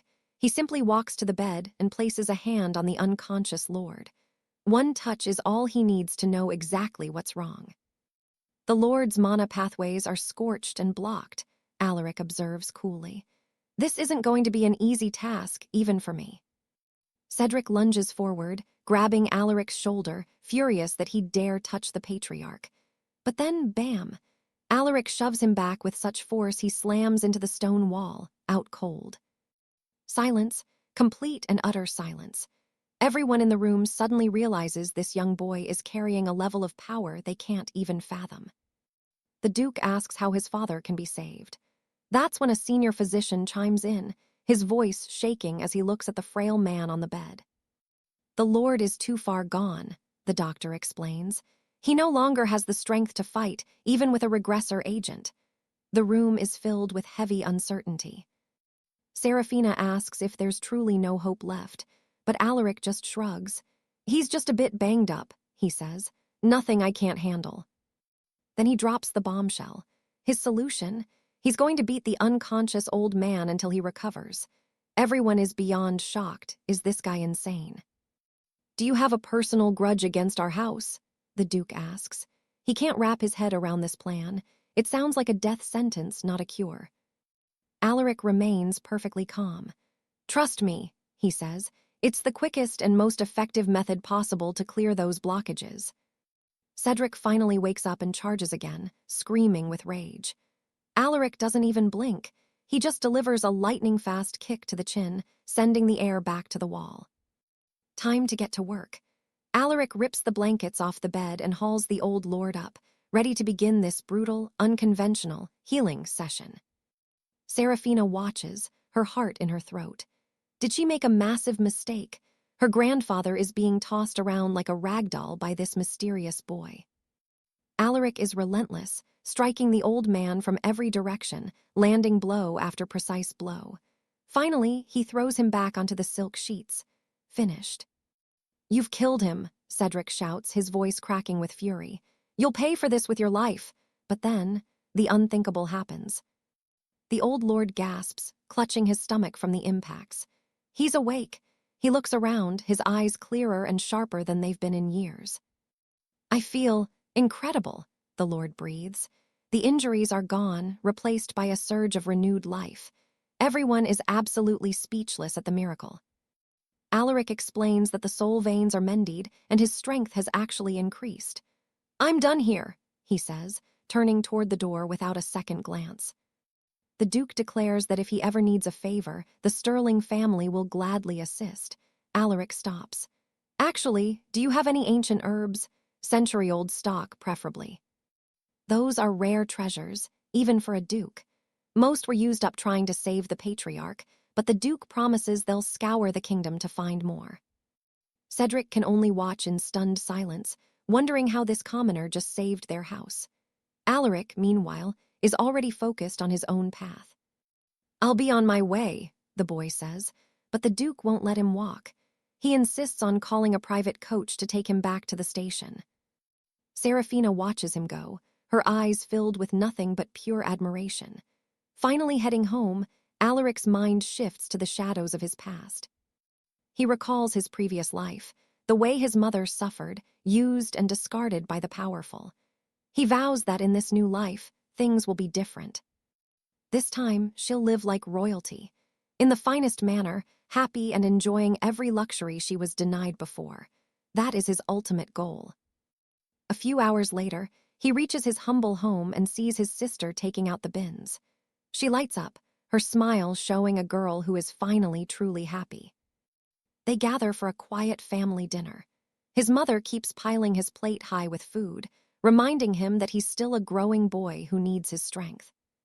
She tells him that since he's living on his own, he shouldn't be so stubborn. "If you run out of coin, just let me know," she says softly. But then Alaric's eyes catch a faint burn mark on the woman's right arm.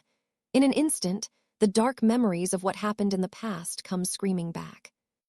8 years old, Julian stands at the stove, struggling to lift a heavy iron pot with his tiny, trembling arms.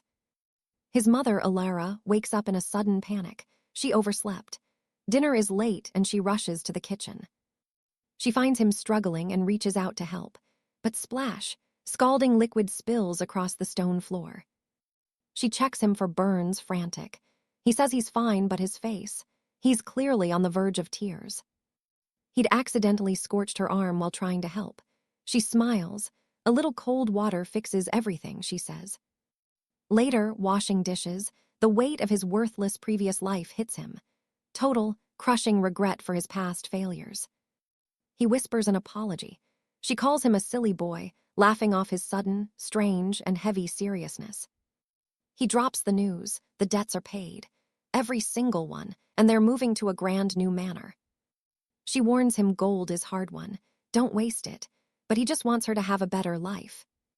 She realizes he's changed. He's more sensitive, almost pathetic in his devotion. She chooses to trust her beloved son. Next day, Julian is searching for a new estate. He finds the perfect sanctuary for his mother and sister. Luxury carriages pass as he eyes the properties. He spots a woman also eyeing the same noble manners. Lord Cedric, a manager at High Sea Trading, promises her the world. He's rich, even if he's not attractive. Gold buys him affection easily. The woman looks at the crowd, calling everyone else nothing but pathetic losers. A stewardess leads Julian and the couple to the terrace. This estate is the finest in the entire kingdom. It's the hottest property around. Even before the pre-sale, the nobles had snatched up almost every single unit. Julian interrupts. Tell me about the highest solar, the one facing the sun. Gold is not an issue here. Hearing this, the wealthy couple is intrigued. The price is staggering, but Julian doesn't even blink at it. The woman lowers her silk veil. It's Joanna, his old academy classmate who always used to look down on him. He remembers her well. Back at the academy, Julian followed her around like a loyal, pathetic little puppy. He did everything to please her. She laughs. How could a pauper like him afford a house in this kingdom? He remembers the truth. She manipulated him into stealing silver from home just to buy her sweets and theater tickets. To her, he was just a tool, a toy, someone who did every single thing she asked of him. He looks at her. How much alchemical surgery did that face take? He watches her demand his intended wing. She insists on buying the same sweet meant for his mother. Julian pulls out his imperial credit stone. Paying in full. Right now. The stewardess looks at Joanna with pure, awkward hesitation as Julian stares her down. Only one solar left, and the young lord claimed it first. She suggests they look at other quality properties. Joanna gets angry, telling the stewardess not to believe Julian. She claims she knows him. He is completely broke. Unlike her boyfriend, who can pay half up front, Julian swipes his credit stone to prove her wrong once and for all. The transaction fails. Joanna cackles. She asks if he might have used the wrong seal after all. She mocks him, saying she warned them he couldn't afford it. The tension in the room is thick. But Julian doesn't panic. He decides to make a direct imperial transfer through his communication mirror instead. He assumes the stone hit its credit limit. He successfully transfers the entire amount of gold in one go. The stewardess confirms the deposit. Joanna's face, absolute shock. How did he suddenly become this wealthy? Determined to use her charm, she tells Cedric they must get that wing, no matter what it costs them. Cedric is embarrassed, but agrees to her demand. He approaches a man named Baron Alistair for help. Alistair questions Lord Cedric about buying a house without his word. Cedric explains he needs Alistair's immediate aid. Since the wing Julian wants is gone, Cedric seeks the manager's help. Alistair, the sales manager, agrees to assist. He approaches Julian to handle the dispute. Alistair offers a 20% discount elsewhere to walk away. Julian just shakes his head. No, Alistair's eyes turn cold as he asks Julian if he knows the owner. He emphasizes that this land belongs to House Umber. He implies they'll refuse to sell Julian anything at all. A thinly veiled threat. At that moment, a High Lord of House Umber walks by, discussing an important meeting. He reflects on the high profits of the month. Then, he glances over and notices Julian speaking with Alistair. The manager is still trying to bully Julian, but the High Lord's eyes widen in pure, recognizable shock. Lord Umber raises his hand and starts a conversation with Julian, desperate to catch his attention and apologize. Lady Isabella and her lover watch from the shadows, bewildered. Why is the princess treating this commoner like royalty? Duke Valerius recognizes him. He remembers Alaric from the day he saved the royal carriage paths near the subway crossing. Alaric cuts to the chase. Duke, I need that estate. I'm facing some bureaucratic issues with the local council. Valerius's face turns thunderous. Who dares disrespect a benefactor of the House of Valerius? He roars at the cowering manager. Count Oswald realizes his massive mistake. He bows low to Alaric, admitting he was entirely in the wrong. Valerius gives a final warning. Attempt this again, and there will be severe consequences. Oswald trembles in his boots. Isabella is in shock. She used to have Alaric wrapped around her finger, or so she thought. Then, slap. Her boyfriend lashes out, blaming her for offending the powerful house of Valerius. They leave the court in total disgrace. Valerius apologizes profusely, but Alaric just brushes it off. No need. I'm not the type to press charges over small talk. The next morning, he brings his mother and sister to their new manor. Lady Alina worries about the gold he spent. Alaric just smiles. I've got this, mother. Everything's under control now. Then a knock at the heavy oak door. It's Sir Arthur, the knight from the neighboring manor. He introduces himself but keeps staring at Alaric's sister, Lyra. Have we met? He asks. You look so familiar. Alaric isn't having it. He pulls the knight aside for a private chat. Stay away from my sister, or you'll regret it, Alaric growls. Arthur pales, realizing he's just stepped into a lion's den. Arthur stammers. It's a misunderstanding. I'm trying to warn you, you don't know the dark history of this suite. Alaric's interest is finally piqued. What's wrong with our new home? Arthur whispers the truth. It's haunted by a ghost. Arthur claims he felt a presence watching him every night since he moved into the Citadel's east wing. He saw spectral lanterns in the rain.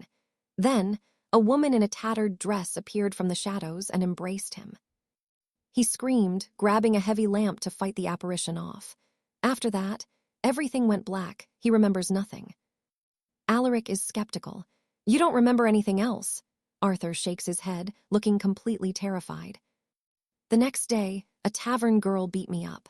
I had to pay for medical bills and her work that night. Alaric facepalms. It wasn't a ghost. This idiot was just drunk and bothered a local woman. Classic Arthur. But the knight insists. The story isn't over. The next night, someone tapped on my bedroom window. A woman in white, whispering. Then her face twisted into something demonic. She begged to come inside his house. Strange things have happened every night since. Arthur is ready to sell his estate and flee the kingdom entirely. Alaric sighs. For his family's peace, he has to deal with this. Ghost or not, he needs answers. He asks for the keys to the neighboring room. I'll handle your ghost problem, Sir Arthur. Consider it a favor. Arthur hands them over without hesitation, relieved beyond words. He's found his sacrificial lamb at last. That night, Alaric waits in the dark. Suddenly, a flickering blue light catches his eye right at the window. A mysterious woman floats into the corner of the room. Alaric doesn't even flinch. What are you doing here? The ghost's face is ghastly and pale. I have lost my legs, she moans as the cold wind howls. Can I take yours? She asks. Alaric just deadpans. Why? You don't even have shoes to wear, think about it. The ghost freezes. She's completely speechless. No one has ever been this logical with her before. I'm going back to sleep, Alaric mutters, turning away. But the spirit screams and lunges at him with pure malice. She tries to take them by force, but smack. An unexpected blow to the head sends her reeling. Even without a physical body, she's stuck on the mattress sobbing like a child, as Arthur casually mentions that his strikes can reach even the restless dead. The spirit lunges to bite him like a feral vampire, but he's too fast. He catches her arm, gently tapping her forehead with his fingertips to weave a cleansing spell. In a flash of light, she's transformed, now appearing as a sweet girl with a simple ribbon in her hair. Confused, she asks Arthur why he isn't terrified of her. His answer: there's nothing to fear because he can see she doesn't have a malicious heart. He presses for more details about her past, but she's hesitant to trust a total stranger. Remembering how he just saved her soul, Arthur demands the truth immediately. Trembling with fear, she finally caves. Her name is Jane, and 2 years ago she was just a fresh-faced student at Winchester Academy. She explains that before these estates were built, the land was a desolate wasteland she used as a shortcut. But one tragic day, she tumbled into a construction pit, broke her leg, and died all alone in the dark. Arthur softly asks what her final thoughts were, and if she has any lingering regrets. Meanwhile, Lord Alistair lies in his bed, realizing everyone had been lying to him from the very beginning. The betrayal makes his blood boil. Despite his fury, Alistair keeps his cool, mockingly congratulating them on his own recovery. He demands to know why the girl blocked the strikes, and Cedric explains it was obviously to save his life. Arthur had already brutalized the rival lord's father. The crowd starts whispering, did he really act that ruthlessly? Suddenly, a young noble charges forward with a dagger, screaming that everything is Arthur's fault. But our guy just drops his wine glass and catches the kid's wrist midair. In one fluid motion, he snatches the blade and drives it mercilessly through the boy's own hand. Brutal. The kid starts wailing, screeching for his father to save him from the pain. The conspirators are losing it. How is he still standing after drinking that poisoned wine? Lord Thorne charges in, fueled by rage for his wounded son, but Arthur just tells everyone to move. He delivers a surgical kick right to the man's face. With one effortless movement, he sends the man flying across the grand ballroom. The onlookers are stunned. Is this really the power of a master knight who's supposed to be dying of venom? Her childhood was a literal battlefield. Her parents' constant war ended in a bitter divorce, tearing her away from her beloved sister, Clara of House Valerius. She was left with her father, a broken man enslaved by the bottle and the gambling dens. He'd strike her while raving like a madman, a nightmare she couldn't escape. But Clara, she was an angel. She de-visit with food, even after quitting her studies to work at the docks just to keep Lily's education paid for. Tragedy struck when Lily was in her youth. Her drunken father tumbled into the great river and vanished. Her mother was useless. Through it all, her sister was her only light. Just thinking about Clara made her heart ache with pure anxiety. She couldn't die. Not yet. Her sister had suffered too much to give her a future. Lily wanted to find a way, any way to repay that mountain of love. But then, she died, and she refused to let go. As a spirit, she tried to fly to her sister, but her very soul felt like it was shattering. She was trapped, anchored to the shadows and unable to move. Our hero, Arthur de Clare, listened to her story in silence. He reached out, touching her head gently. "Don't worry," he whispered. He knew how to break her chains. Lily's eyes widened in shock. "Is it true?" she gasped, her spirit trembling at the thought of finally seeing Clara again. Seeing her spark of hope, Arthur began to explain the ancient Stellaris method, a secret path used by fallen mages of the old world. He detailed how a fallen sorcerer could rebuild their physical form through the earth's energy, or, alternatively, abandon the flesh entirely. One path involved isolating oneself to repair a broken body using the power of the heavens. But there was another way. The path of the Wraith. It meant training the soul alone, letting go of the physical world to become something much more powerful. He didn't just promise to move her from this haunted room. He promised her a second life, a way back to the living world. Hearing this, she didn't hesitate for a second. "Save me," she pleaded, "and I'll do anything you ask. I'm yours." Arthur warned her that her soul was unstable. If she stayed like this, she'd fade into nothingness. But with his method, she'd become unbreakable. She would gain abilities beyond her wildest dreams. One of those being the most important, the power to manifest a new body. It was basically rebirth, a chance to be human again. Jang, now Lily, was absolutely spellbound by the mystery surrounding him. Arthur promised to help, but on one condition. She must obey his every command. He planned to use her as a guardian for his own mother. Naturally, Lily's mind went straight to the gutter. "Wait, are you a pervert?" she stammered, asking if he wanted her to be his slave. She even asked if she should call him master. Arthur just gave her a look. "Just call me Arthur," he replied, keeping it professional. Lily thanked him, vowing that once she had a human body again, she'd repay him in whatever special asterisk way he wanted. Arthur suddenly told her to stand up. Confused, she obeyed, wondering what was wrong with his sudden request. He told her to stand straight and look down. "What do you see?" he asked. Lily was totally lost at first. She looked down and saw her own shoes. No curves, nothing. That's when she realized he was mocking her for being as flat as a board. "You flat-chested brat," he teased. Lily went red with fury, cursing the boy for the blatant disrespect.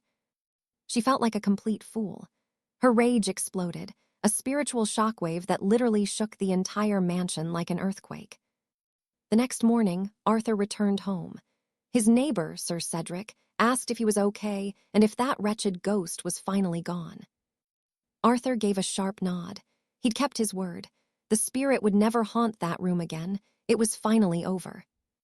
Sir Cedric felt the change in the air. The darkness had lifted. He thanked Arthur profusely as the boy headed back home, relieved. Arthur was exhausted.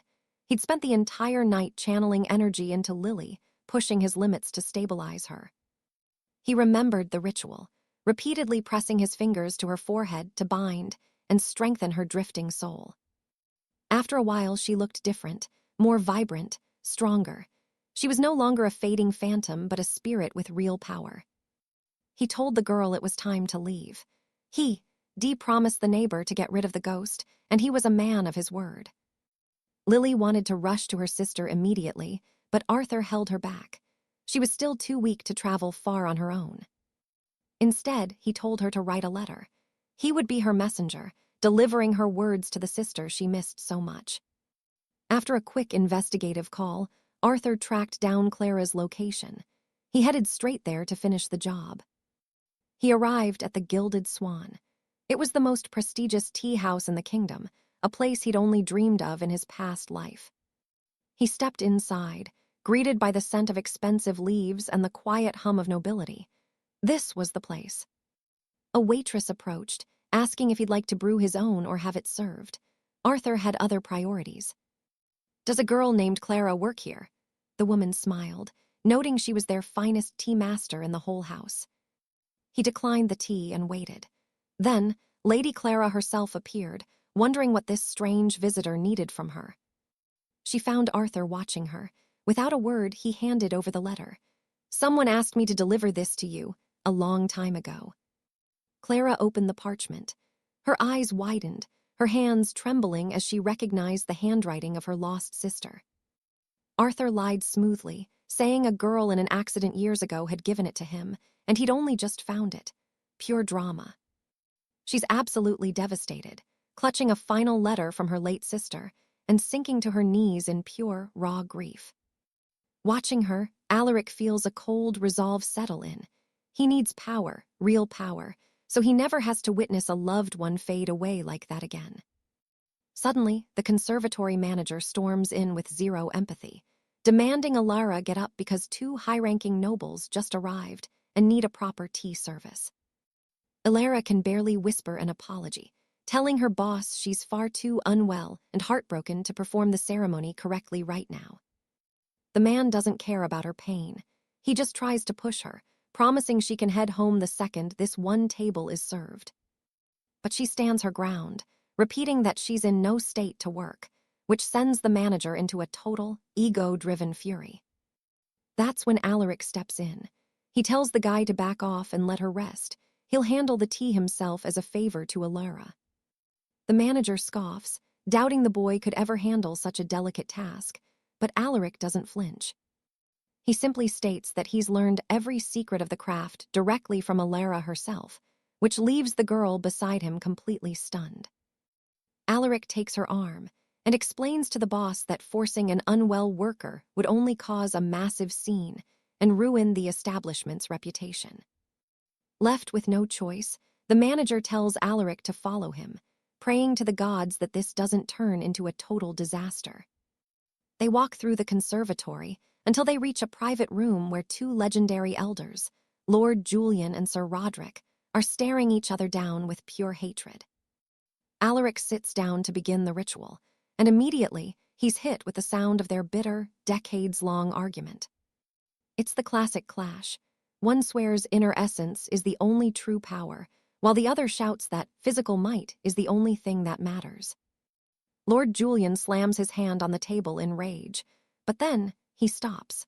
A strange, intoxicating scent suddenly fills the air. He looks over at the unknown youth calmly preparing their tea, and he can't look away. Julian analyzes the aroma. It's quiet, ethereal, almost like the feeling of floating in a peaceful sea of clouds. He takes a sip, and he's floored. It's a cup of tea so perfect he hasn't tasted anything like it in 40 years. Sir Roderick is just as impressed, demanding to know if this boy is new and where he came from. Alaric calmly quotes a passage from the Chronicles of 𝒂𝒑𝒊𝒈𝒚 about how tea is meant to bring harmony and understanding to those who drink it. The two elders freeze. They realize that to brew with such focus, this boy must be deeply involved in the arts of combat. So they put him on the spot, seeking a third opinion. Which is better, essence or might? But Julian scoffs before Alaric can even answer, claiming the boy is far too young to ever understand the depth of their legendary debate. They go right back to it, bickering over the same old points, repeating themselves for the 1000th time. Alaric, he's annoyed. This is a house of tea, a place for quiet reflection, and these two are ruining the entire atmosphere. He decides he's heard enough and gives his direct, unfiltered opinion on their little discussion. He looks them dead in the eye and tells them the truth. Neither of them is even remotely right. At the edge of the room, the manager is shaking, wondering why the shouting stopped so suddenly. Meanwhile, Alara is heading home, worrying if Alaric can actually handle those two notoriously troublesome old lords. Inside, the silence is heavy. The lords adopt a lethal, serious posture and demand the boy explain his bold statement. Alaric doesn't blink. He tells them that both techniques have massive advantages and massive flaws. They are two halves of one whole. He explains that every training method exists for one singular purpose, to follow the great cycle of the universe. They ask what that even means, and Alaric's answer: the natural path of the world to achieve eternity. That one word, eternity, hits them like a physical blow, shocking both elders to their core. Julian calls him a bold liar, claiming eternity is just another word for immortality, and that the boy is trying to deceive them with fairy tales. But Alaric pushes back, advising them that in true mastery, there is no ultimate strength. You must practice both to reach the peak. The elders laugh it off, saying the youth of today are far too fanciful, and that everyone who tried to master both has failed miserably. Alaric just sighs. People who think they're strong are always trapped in their own perspective, until something breaks it. He stands up, opens the window, and points his palm toward the garden while the two lords watch, confused. He tells them he'll demonstrate just a fraction of his strength to prove he's telling the truth. He picks up a single leaf, letting it levitate on his fingertips before flicking it toward the ground. The soft leaf hits the stone and carves a deep, jagged cut right into the earth, leaving the elders in absolute disbelief. He's showing them perfect inner essence, but he's not done. Immediately after, he grabs a heavy metal utensil. With a single, effortless motion, he pins it deep into the solid wood table, a display of raw, overwhelming physical might. The two lords realize they're in the presence of a true grandmaster, while Alaric just stares back, used to being underestimated. Silas apologizes for his bold tongue, feeling like a peasant for even daring to speak before a master of the high arts like him. He quickly clarifies his point. In this kingdom, both styles of trade are not just possible, but vital for the crown's wealth. Lord Alastair leans in, intrigued, and asks for the boy's name. Silas bows deeply, addressing him as master, while the lord offers him the entire tea house as a gift. Silas politely declines the noble's generosity. He was only covering a shift for a sick friend. He isn't looking to own the establishment. This stops the old man cold. He realizes someone must already be close to this mysterious prodigy and decides to dig deeper. He asks if the friend Silas mentioned is the young Lady Alara. When the boy nods, The old noble's eyes light up. Hearing this, Alistair feels truly blessed by the heavens. If Alara has a bond with a talent like Master Sela's, his luck has finally turned. Outside the room, the manager is losing his mind. The absolute silence coming from inside is driving him into a state of pure panic. He paces like a caged animal, imagining the worst-case scenario. Did those two powerful elders just execute the boy in a fit of rage? Suddenly, the door swings open, and Sela's strolls out. The manager rushes over, desperate to know if the lords were satisfied with the service.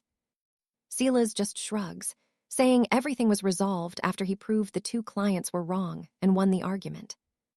The manager nearly faints from shock. He watches the boy walk out as if nothing happened, his jaw hitting the floor in disbelief. He wonders where a common boy found the sheer courage to argue with elite clients and live to tell the tale. Trembling, he scrambles up the stairs and bursts into the room, terrified that his career is over before the sun even sets. He immediately starts groveling, explaining that the boy was a clueless newcomer who didn't understand the rules of the house. He offers to hunt down that stinky brat and teach him a brutal lesson before firing him, but Lord Alistair's expression turns lethal. Sir Cedric sighs, warning the manager that if Master Sela's heard those words, things would get very ugly for everyone involved. Confused and out of the loop, the manager asks who this Master Sela's could possibly be, unknowingly digging his own grave. That was it. Lord Alistair slams his fist down, shattering the table into splinters and spilling his precious tea across the floor. He roars at the manager, his eyes bulging. If Master Sela's heard such insults from a mere employee, his head would be on a platter. Cedric coldly informs the man that the stinky boy he wanted to beat was actually the legendary Master Sela's himself. With the matter settled, the elder gives the manager a final warning. If Master Sela's returns, he is to be treated with the highest honor. Remembering Lady Alara's kind soul, the Lord declares that she will be the one in charge of the tea house from now on. Later that evening, Sela's makes his way to Alara's home. She is a shadow of herself, consumed by the memory of her sister. She admits that every time she thinks of her lost sibling, a crushing sadness takes over her entire world. Sela's tries to comfort her, mentioning that her sister's greatest joy was having her as a sibling. "Maybe," he whispers, "you'll meet again." But she breaks down in tears. "Don't patronize me," she sobs. "I saw her body burn to ash with my own 2 eyes." It's impossible to see the dead again. She wipes her eyes and turns to Sela's, but the boy has already vanished into the night. She realizes with a pang of regret that he left before she could even say thank you for everything he had done for her. Meanwhile, back in his chambers, the ghost girl, Lyra, is busy rummaging through his things until she finds a jade porcelain jar. Sela's walks in and catches her. He explains that this ancient jade vessel is going to be her new home for the time being. Lyra doesn't skip a beat, bombarding the poor boy with a million questions about where he learned such secret, powerful arts. Sela's groans, wondering when she became so talkative. But Lyra just smirks. She has way more questions than that. She teases him, saying she's seen what young men hide in their rooms, specifically the forbidden books tucked under his bed. Flustered and embarrassed, Sela's immediately tries to shove her into the jade jar to end the conversation right then and there. Lyra puts up a fight, refusing to be locked away, just as Sela's sister, Alina, arrives at the door to check on him. He stops shouting at the ghost, but Lyra seizes the chance to escape, shoving the jar against his chest to make a run for it. She fails. In a flash of light, she's sucked into the jar and trapped just as Alina pushes the bedroom door open. Alina stares at him, telling him he needs to be a lot more discreet about his activities. Sela's is sweating bullets. He plays dumb, but his sister isn't buying it. Everyone in the house could hear the noise, and if it's a woman, she won't be happy. Desperate to change the subject, Sela's asks if she needs anything. Alina mentions a man named Master Rowan is waiting for him. The rare medicine he ordered has finally arrived. Sela's eyes light up, and he immediately turns to the jar, begging Lyra to stay put. He rushes out to meet Rowan, leaving the jade jar behind. But Lyra isn't exactly a peaceful tenant. She starts shaking the jar violently from the inside, desperate to breathe and claw her way out of her new jade prison. As Alina heads back down the stairs, she stops. Those strange noises are coming from his room again. Something is definitely wrong. Alistair is busy, but he calls out that he's coming to greet his guest while simultaneously managing his feisty new spirit companion. Meeting Sir Arthur, he hears that they finally tracked down a rare century-old healing root. He inspects the case, admiring the quality of the ancient flora, and thanks the knight for the delivery. Arthur insists no thanks are needed. The lad saved the Duke's life, after all. As the Sterling family's benefactor, Arthur explains they've dispatched scouts to the Shadowlands for more rare herbs to be sent shortly. Worried about the trouble, Alistair promises to pay for everything once the search ends. Arthur isn't having it. The savior of his bloodline pays nothing. He shifts gears, reaching into his cloak. It's a formal invitation to the Archduke's 66th Jubilee. He'd be honored if Alistair attended the celebration. Alistair gives his word. He'll be there for the Archduke's big night, later, under a silver full moon. Within the capital, Alistair sits in deep meditation, focusing his internal mana to achieve a breakthrough. His eyes snap open. He takes the rare herb Sir Arthur delivered earlier and takes a bite, testing its potency. Suddenly, Lady Alara drifts from her soul gem, looking genuinely worried. She asks if the boy's gone mad, eating raw dry roots. He's too deep in trance to notice. She mutters that mortals can't possibly absorb such raw essence, but Alistair, he handles it with zero effort. Training finished. He finds the ghost floating right in his face, asking what he just did. Startled, he recoils as she leans in closer, pouting about being ignored and demanding his attention.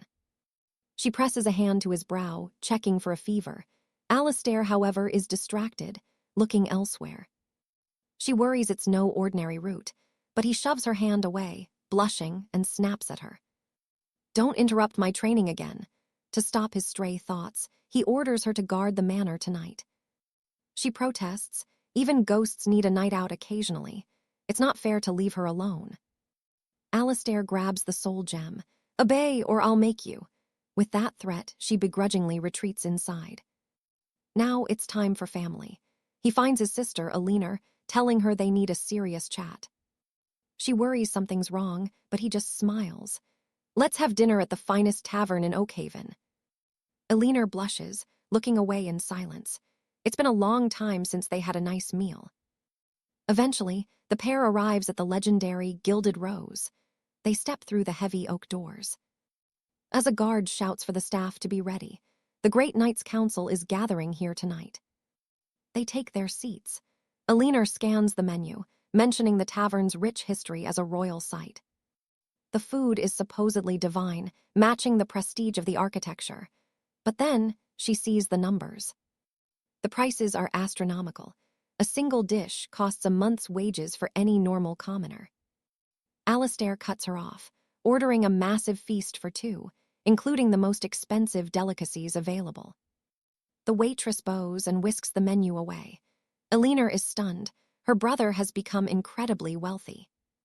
Alistair laughs, noting their mother would faint if she saw him burning gold like this. Then, something shifts. His focus snaps toward a loud conversation as two new noblemen walk in. It's Lord Julian and Sir Cedric, boasting about their recent audience with the High King himself. As they brag about their royal connections, Alistair spots Lady Isabella sitting nearby as well. Suddenly, a hostess approaches. "My apologies, but you're at the wrong table. This spot is reserved." Alina is polite and offers to move, but Alistair remains seated, seemingly lost in thought. She stands up, trying to pull him away, but two of the newly arrived nobles approach her. One of them reaches out and smacks her rear. "Tell me your name, beautiful. I'd remember you." He grins, claiming he's never seen her at these high society gatherings before. It's disgusting behavior. That's it. Alistair sees everything. His eyes turn cold as he prepares a lethal counterstrike. He steps between them instantly. Wrong table. We're just a normal family trying to eat in peace. A man in fine silks, Lord William, host of the council, approaches, asking why they're in such a rush. He calls it destiny that they met and insists they sit. The groper calls William young lord respectfully. He bows deeply to the host, acting like a loyal dog and waiting for his master's next word. Despite Alaric's insane progress in his nightly drills, the elder Vance just scoffs. He claims the boy is actually a late bloomer, even though he's technically miles ahead of every other squire in the kingdom. His sister, Alara, whispers that these other noble lordlings don't look all that tough, but Alaric just tells her to keep her head high and stay brave. Suddenly, this arrogant prick Julian Drake shoves a golden signet ring toward her, smirking while saying he'd love to get to know her better, once they have some private time. While Baron Cedric wanders off to network, Alaric steps right in, snatching the ring from Julian's hand and coolly stating he'll hold on to it for his sister. Julian's face turns bright red with rage, pointing a finger right at Alaric and snarling that he's tolerated this peasant's presence for far too long. He demands to know who the hell Alaric Thorne is, only to catch a knee straight to the gut that hits like a cannon blast, sending him flying into the stone wall. Hearing the crash, Cedric Vance rushes back and finds his friend crumpled on the floor, coughing up blood and looking like he's seen a ghost. Alaric doesn't even blink as he answers the earlier question, calmly stating that his family name is Thorne, leaving Alara wondering how her brother got this terrifyingly strong. While Julian grovels on the floor about being kicked, Alaric just stands over him, hands casually in his pockets, looking down on him like he's absolute nothing. He keeps the pressure on, asking the guy if he's actually going to do something about it, while the surrounding nobles start whispering in pure shock. The crowd is baffled. They've never heard of the Thorne name and start wondering if the boy is somehow related to Duke Alastair, the legendary owner of this estate. One noble shouts at Alaric for daring to cause a scene in front of them, but Alaric just counters by asking who exactly told him that he cared. Cedric Vance is completely bewildered, trying to grasp how this situation spiraled so fast, just as the grand lift doors open and more high-ranking nobles step out. They find Julian Drake defeated and bleeding, a sight so unbelievable that Julian's pride finally snaps, making him feel humiliated for the first time in his life. He grabs a heavy oak chair, deciding to go for broke, shouting that he doesn't care if Alaric is from the house of the Emperor himself. He screams that this night will be unforgettable as he lunges forward, but honestly, he's about to realize he's way out of his league. Alaric delivers another brutal kick, this time square to the face, knocking the man completely unconscious before he can even land a single blow.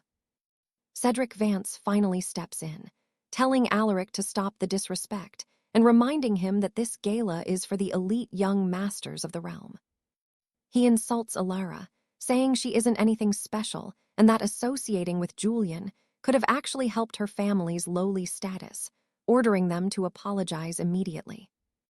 Alaric just flashes this sarcastic, chilling smile that clearly unsettles Cedric, asking who the hell he thinks he is to demand respect from a Thorne.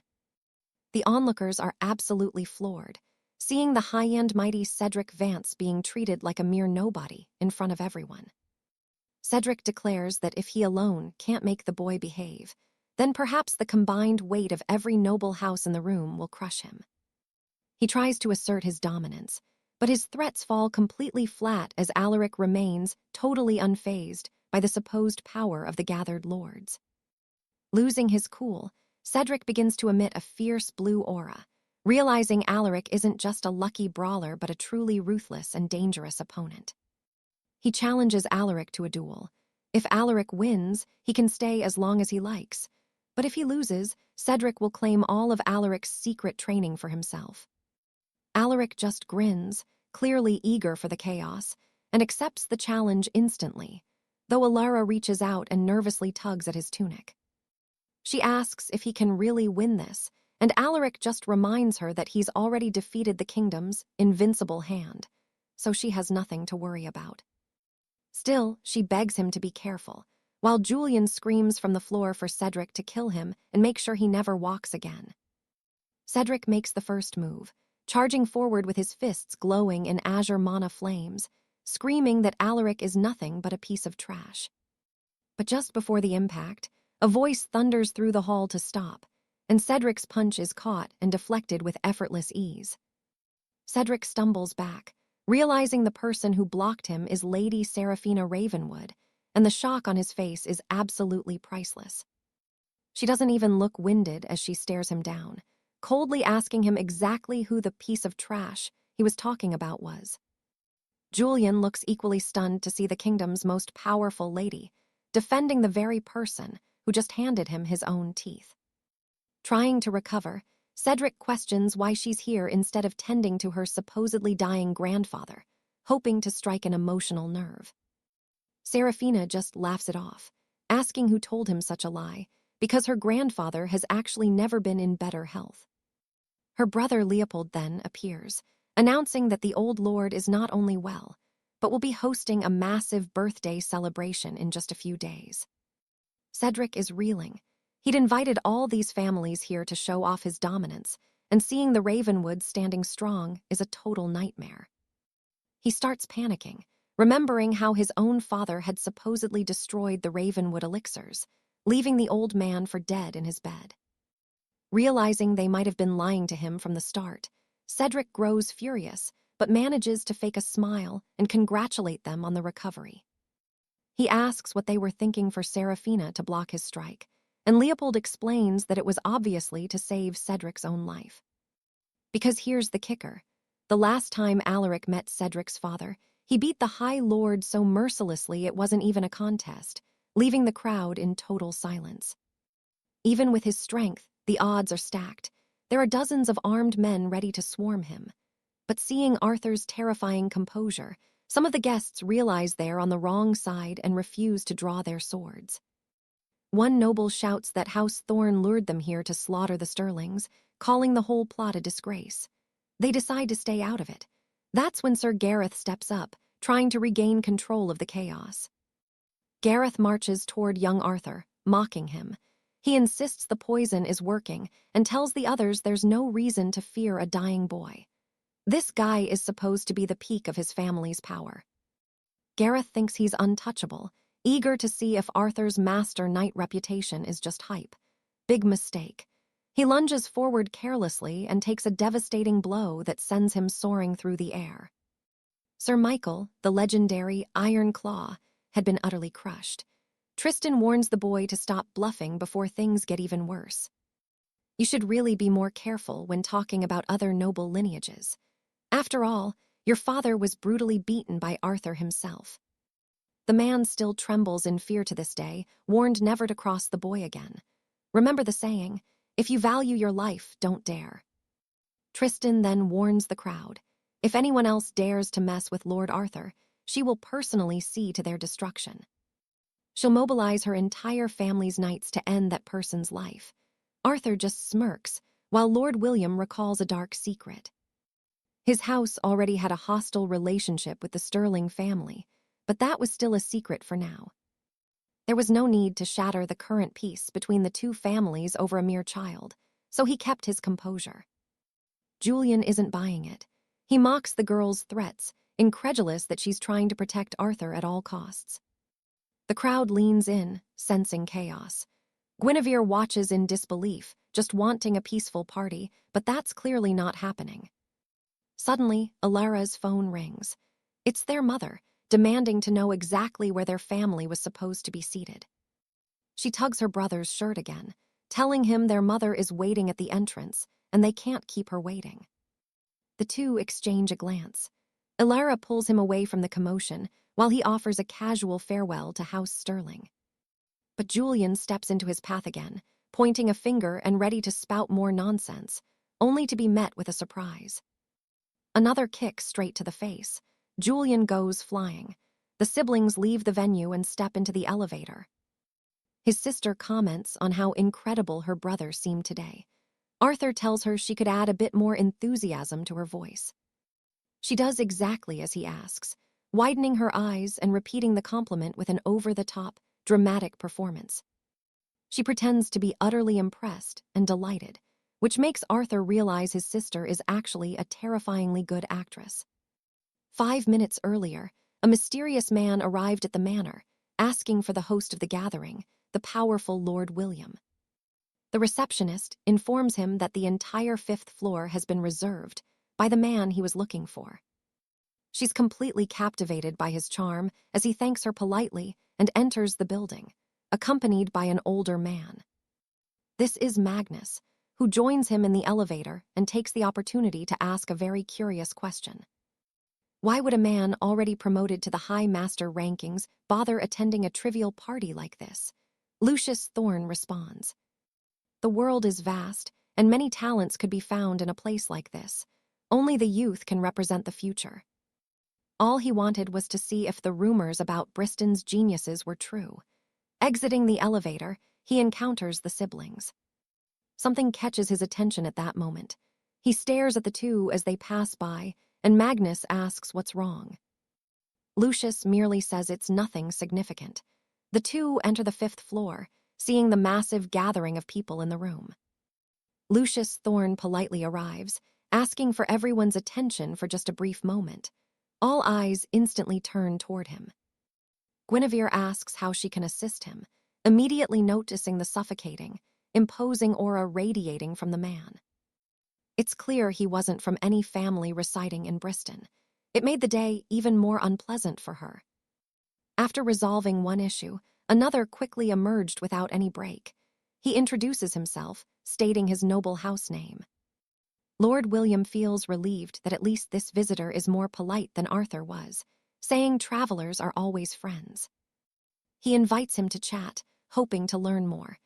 Meanwhile, every girl in the room is captivated by the mysterious newcomer. Guinevere looks at them in disbelief, unable to understand how women could act like that over one man. But her brother laughs, saying she acted the exact same way whenever Arthur was around. She turns away, completely embarrassed. She denies all his accusations, but her reaction gives her away.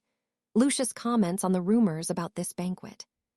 He heard the Blackwood family was preparing for all the young masters and was curious about the local generation. Having heard they were full of rare talents, he wanted to see it firsthand. Lord William asks for his thoughts. He was hoping for some free compliments, but the young man's response hits like a ton of bricks. He says that everyone there, without exception, is nothing but a bunch of trash. That sudden statement shocks everyone. Meanwhile, on the 3rd floor, Arthur and his family were having dinner. His mother was complaining about the cost. She says if she had known it was this expensive, she wouldn't have come. She also scolds them for their phones. Claiming it was bad for their eyes, she demands they put them away, but suddenly someone interrupts their dinner. Someone is shouting Arthur's name. Tristan comes running toward them, looking like he's seen a ghost. Arthur asks what the problem is. Tristan says it's not good. Something bad has happened up on the 5th floor. Lord William and the other masters begin confronting the man, but Lucius continues to belittle their pathetic skills. Lord Lucius stood there with a smug grin, mocking everyone in sight. He called the rumors total garbage, saying the local knights were a complete joke and an utter disappointment to his noble house. Sir Cedric couldn't take the disrespect. He charged in, cursing Lucius as an arrogant brat, aiming to put a heavy boot right in his smug face. He screamed about teaching the boy a lesson in true knighthood. But then, a total shock, he didn't even get a chance to land a single hit. Instead of a kick, Cedric caught a brutal slap across the face that sent him crashing into the dirt. Lucius just yawned, asking when the real fighters would actually show up. That is when Commander William decided he had enough. He lunged forward with his legendary vulture's talon technique, aiming straight for Lucius's blind spot. But Lucius did not even flinch. He casually blocked the entire strike with nothing but a folding fan, looking bored out of his mind. He muttered that such a weak move would never work, before flicking his wrist and sending William flying into the stone wall. William was stunned. He had not even touched the guy. Lucius smirked, asking if everyone was finally ready to admit that the warriors of Westhaven were nothing but piles of trash. But then Lady Alener stepped forward. She recognized him, Lord Lucius of the high-ranking house, Valerius from the Northern Realms. She asked if he was truly brave enough to challenge every single master in the entire kingdom at once. Lucius was actually surprised his family's name was known this far south. He complained that his long journey here was a waste because the talent was so pathetic. One of the girls whispered to Alener, asking who this monster was. Alener's face went pale. She explained that in every generation, there are geniuses who far outshine everyone else, the candidates to become grand paladins. These guys are basically living legends. Even the weakest among them has already reached the absolute peak of martial mastery. The girl beside her was terrified, realizing they were facing a literal prodigy, and wondered if anyone could even survive against him. Alener stood her ground and asked Lucius if he was not afraid that a true master in Westhaven might actually humble him. Lucius laughed. He was not trying to be mean, he said, but Westhaven's masters were even weaker than the ones he had crushed in the Northern Realms. Honestly, out of every kingdom he had traveled through, he called Westhaven the absolute bottom of the barrel. Alener's fists clenched. She was shaking with rage. Lucius noticed and asked if she actually wanted to fight him right then and there. She knew she could not win, but she could not just stand by while he insulted her home. She prepared a strike, fueled by pure spite. Everyone screamed for her to stop, but she lunged. Her punch landed, and then she was the one sent flying backward like a rag doll. To Lucius, her best effort was nothing more than a mosquito bite. Seeing her bleeding, the other knights prepared to swarm him together. But Alener stopped them.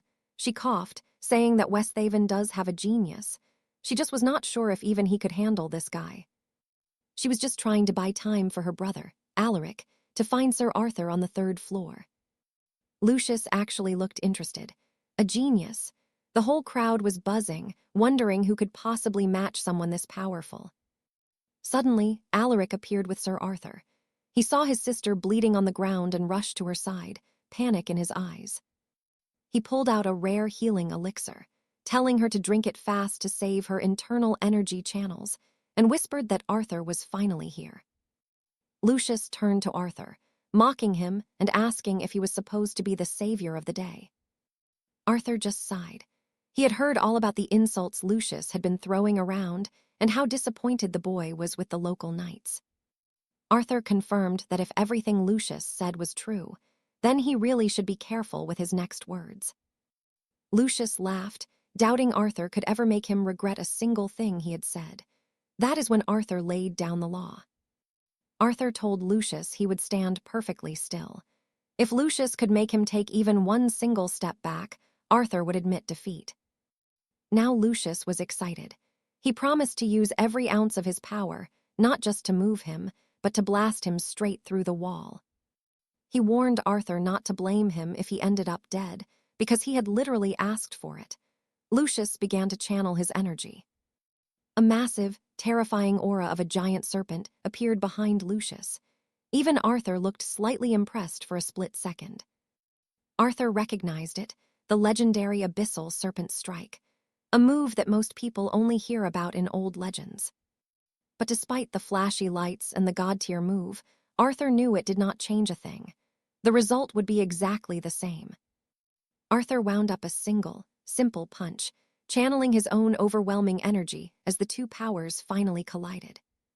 The shockwave was insane. People were wondering if humans were even supposed to move like that, until the smoke cleared. Lucius lost, hard. He was sent screaming backward, crashing right into his uncle, Lord Mayan, who was absolutely horrified. Mayan screamed at Arthur for daring to hurt a noble heir, but Lucius just coughed. He admitted he was not as strong as he thought. Lucius revealed he had once met a man who could end the world with one punch.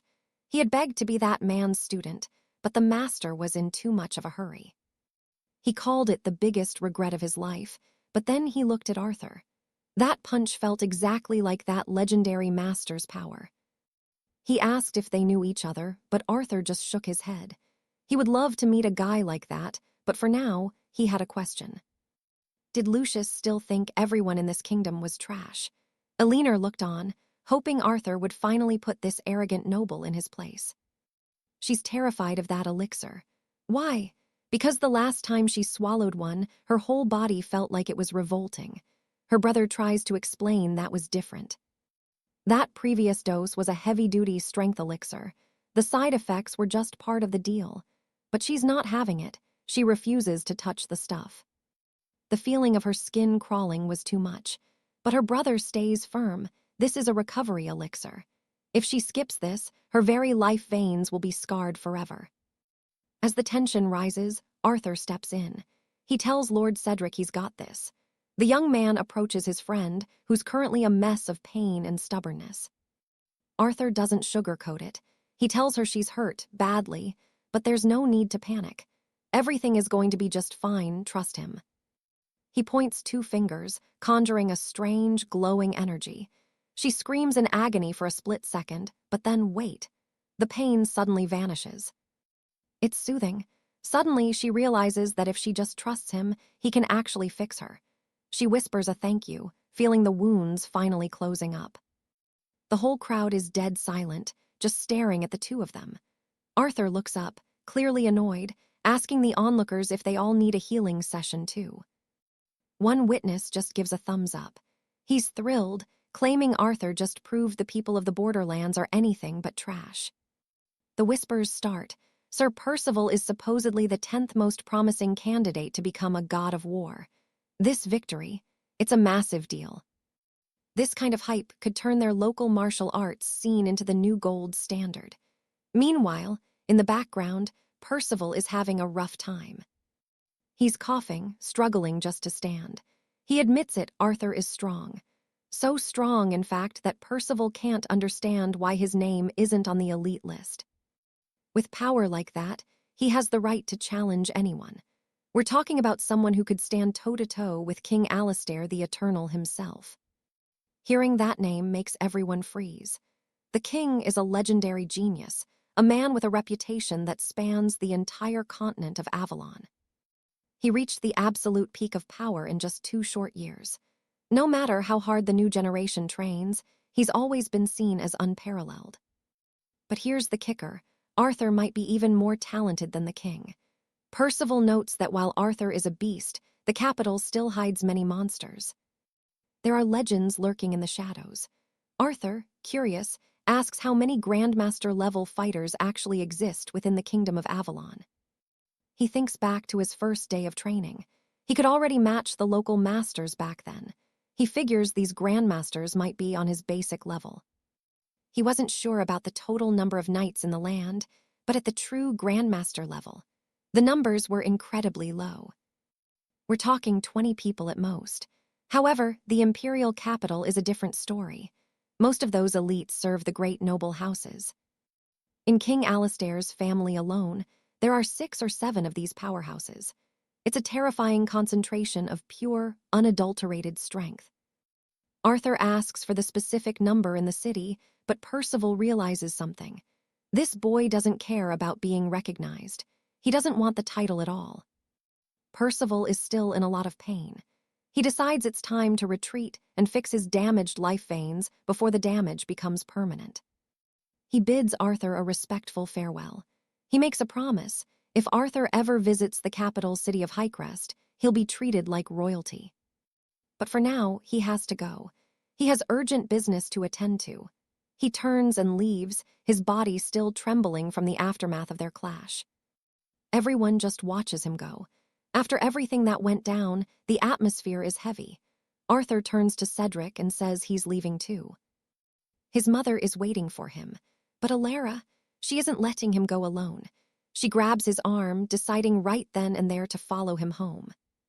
She waves a quick goodbye to her brother. Cedric just watches, eyes tearing up, as his little sister walks away with Master Arthur. They head toward the lift. Arthur is lost in thought. Nobody realizes he isn't actually a knight. Not in the way they think, anyway. He could lead the entire High Council if he wanted to, but he's not interested in being their puppet. Later that night, Arthur is back in his room. He calls out to his spirit friend, asking her to come out of her vessel. But for some reason, she's being shy. He asks what's wrong. Suddenly, she's right behind him. She tells him she hasn't been in the jar for a while. She's been exploring the room. Arthur is floored. How is that even possible? She reminds him that he taught her those basic essence flow techniques before. The jar was just too dark and cold. She couldn't just sit there doing nothing in the void, so she started training on her own. And honestly, she has a point about the accommodations. Arthur isn't exactly poor, right? She suggests he buy her a much bigger vessel to live in. Being stuck in that tiny jar gave her way too much free time. After practicing those techniques over and over, she felt a shift, a surge of strength. She realized she could finally leave the vessel on her own. She's actually pretty proud of herself. Arthur is stunned. He asks her how she managed to bridge the gap between the spirit world and the physical realm. Most spirits take a lifetime to master that. She did it in a single day.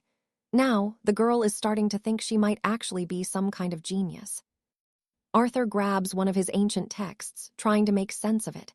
How can a ghost be this talented? She leans in, curious about this talk. She doesn't care about the theory. She just wants to know if she's a genius. She demands a compliment for being so incredible. Arthur just tells her to stop it. She pouts, turning her back on him. Getting a nice word out of this guy is like pulling teeth. But Arthur has a reason for his serious tone. Now that she can interact with the world, he can take her training to the next level. He can teach her how to manifest a real, physical body. Seraphina's eyes go wide. How? Arthur tells her to come closer to his bed so he can show her the technique. The girl completely freezes. Her face turns bright red as she gets the totally wrong idea about what getting on the bed means. Talk about an awkward misunderstanding. She's totally embarrassed, but Arthur is just focused on the magic. This is going to be interesting. Alaric asks her to join him on the bed. Alara's mind, going a mile a minute. She's imagining things, wild things. He just asks what's up. Oh, nothing, she squeaks, trying to hide her embarrassing thoughts. Back to training.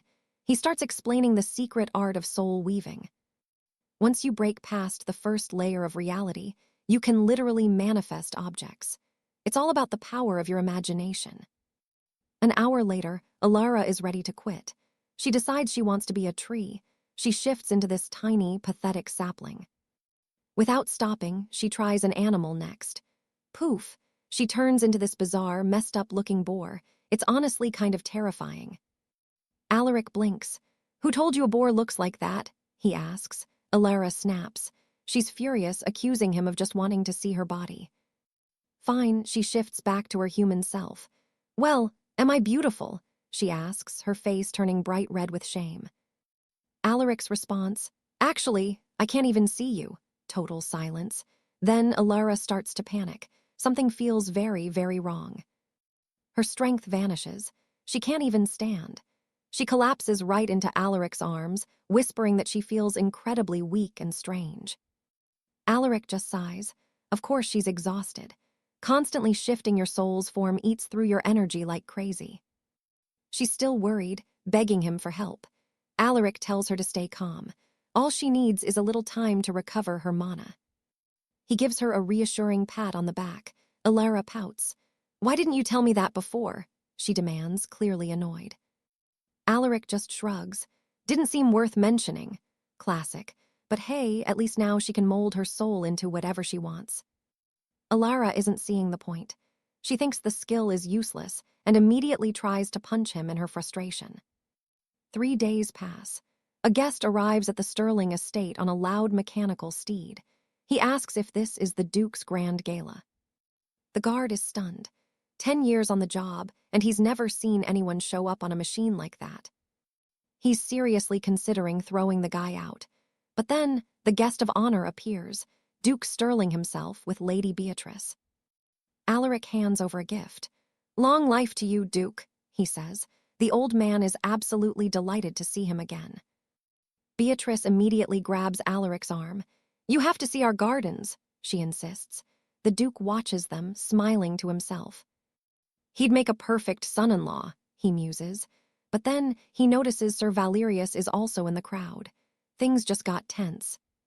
One of the guards whispers that Valerius wasn't even invited. But the man insists he's just there to congratulate the Duke.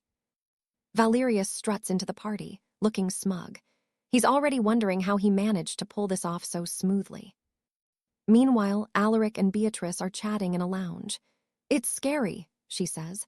"How did you get so strong at such a young age?" Alaric's answer, "Enough training and it's easy." Beatrice feels like a total amateur. Is he just messing with her? They share a toast. "Call me Alaric from now on," he says. She agrees, finally dropping the formal sir from her vocabulary. Inside her head, she's already planning the wedding. Marriage, kids, should they have a boy or a girl? She's blushing like crazy. Then, Sir Julian and Lady Lyra arrive to join the conversation. But Valerius is still lurking, watching his prey. He spots his target. Grabbing a glass of wine, he approaches Alaric with a fake smile. "Sorry about that mess at the tournament," he says. He offers the drink. Alaric doesn't even hesitate. He takes it and downs the whole thing in one gulp. Zero suspicion. Valerius moves on to the Duke. "I heard you recovered from your illness," he says. "Congratulations." The Duke remembers something odd, though. The Valerius family brought a suspicious amount of wine to the party. Suddenly, Valerius steps up to capture everyone's attention. This is his golden opportunity. With every major noble family watching, he starts his speech. Everyone knows Eldoria is the weakest region.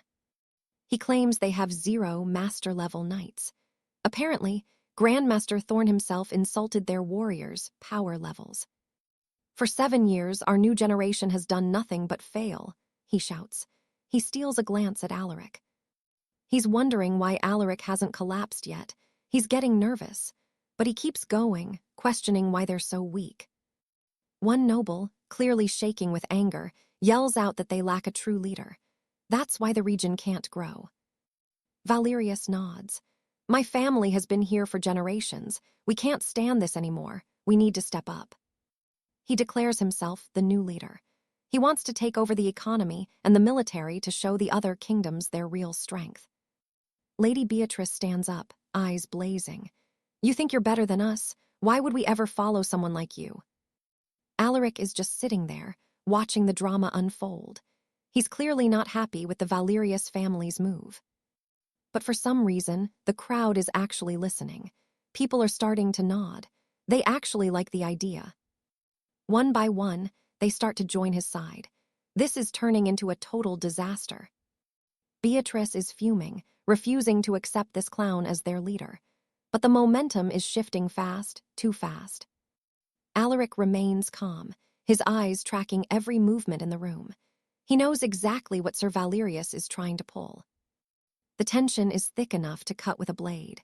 Will Eldoria fall under the heel of the Valerius family? The party just took a dark turn. One by one, the nobles raised their hands, siding with the Woodville proposal, a betrayal that hits like a physical blow. The Duke's butler delivers the soul-crushing news. His own family members were in on it. They'd been plotting this behind his back for years. Duke Upton is absolutely livid. He screams at them. He'd treated these people with nothing but honor, and this is how they repay him. Lord William just shrugs. In this world, people follow power. He claims the Upton name is dead weight and the kingdom is falling apart. "Bellwood won't last a day without a real leader," William sneers. He's basically calling the Duke a walking corpse. Slap, a sharp crack echoes through the hall. The Duke calls it a sick joke, but William doesn't even flinch. He insists he's the right choice. He claims the Woodvilles are the only ones fit to rule. That's when the Duke realizes the truth. This was a setup from the start. The puppet master is revealed. Duke Upton roars for Earl Wickham to stop hiding in the shadows and show his face. "The boy is too dim-witted to plan this alone," the Duke growls. And right on cue, the mastermind finally makes his move. Earl Wickham steps out from the back, a smug grin on his face. The entire room falls into a confused, heavy silence as he enters. The Duke demands to know the price. What did Wickham offer to turn his own family into traitors? Wickham's answer is chillingly simple. The Upton house is a crumbling ruin while the Woodvilles are a rising fortress. The sheer audacity of those words. Unbelievable. The Duke's eyes glow with fury.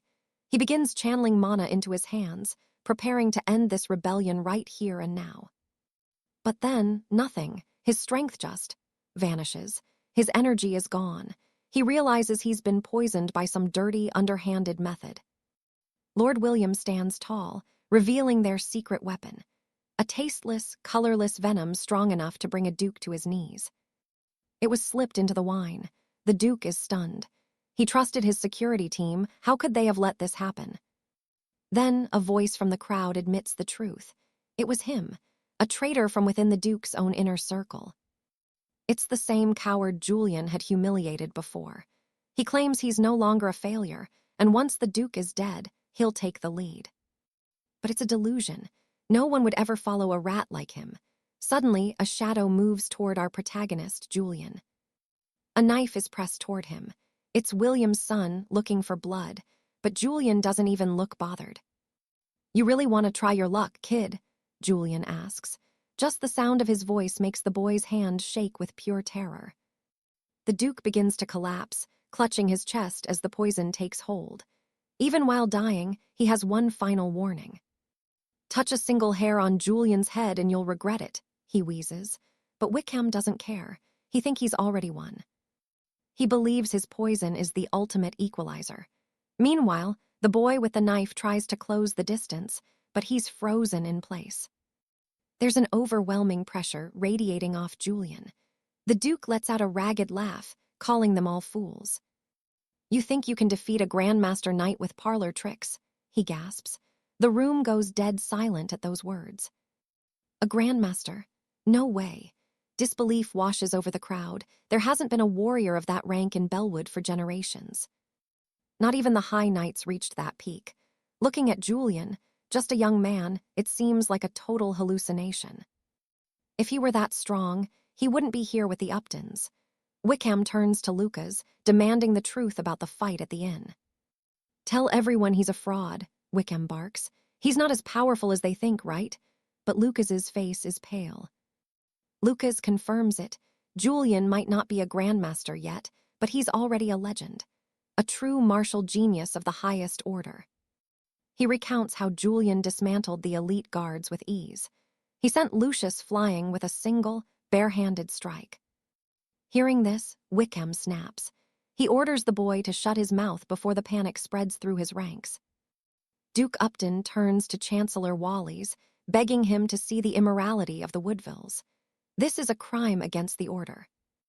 They're disrespecting a master and trying to wipe out a noble house, but Wickham just laughs. He's already covered his tracks. He claims this will just be a mysterious death of a random traveler. No witnesses, no crime, just a tragic accident.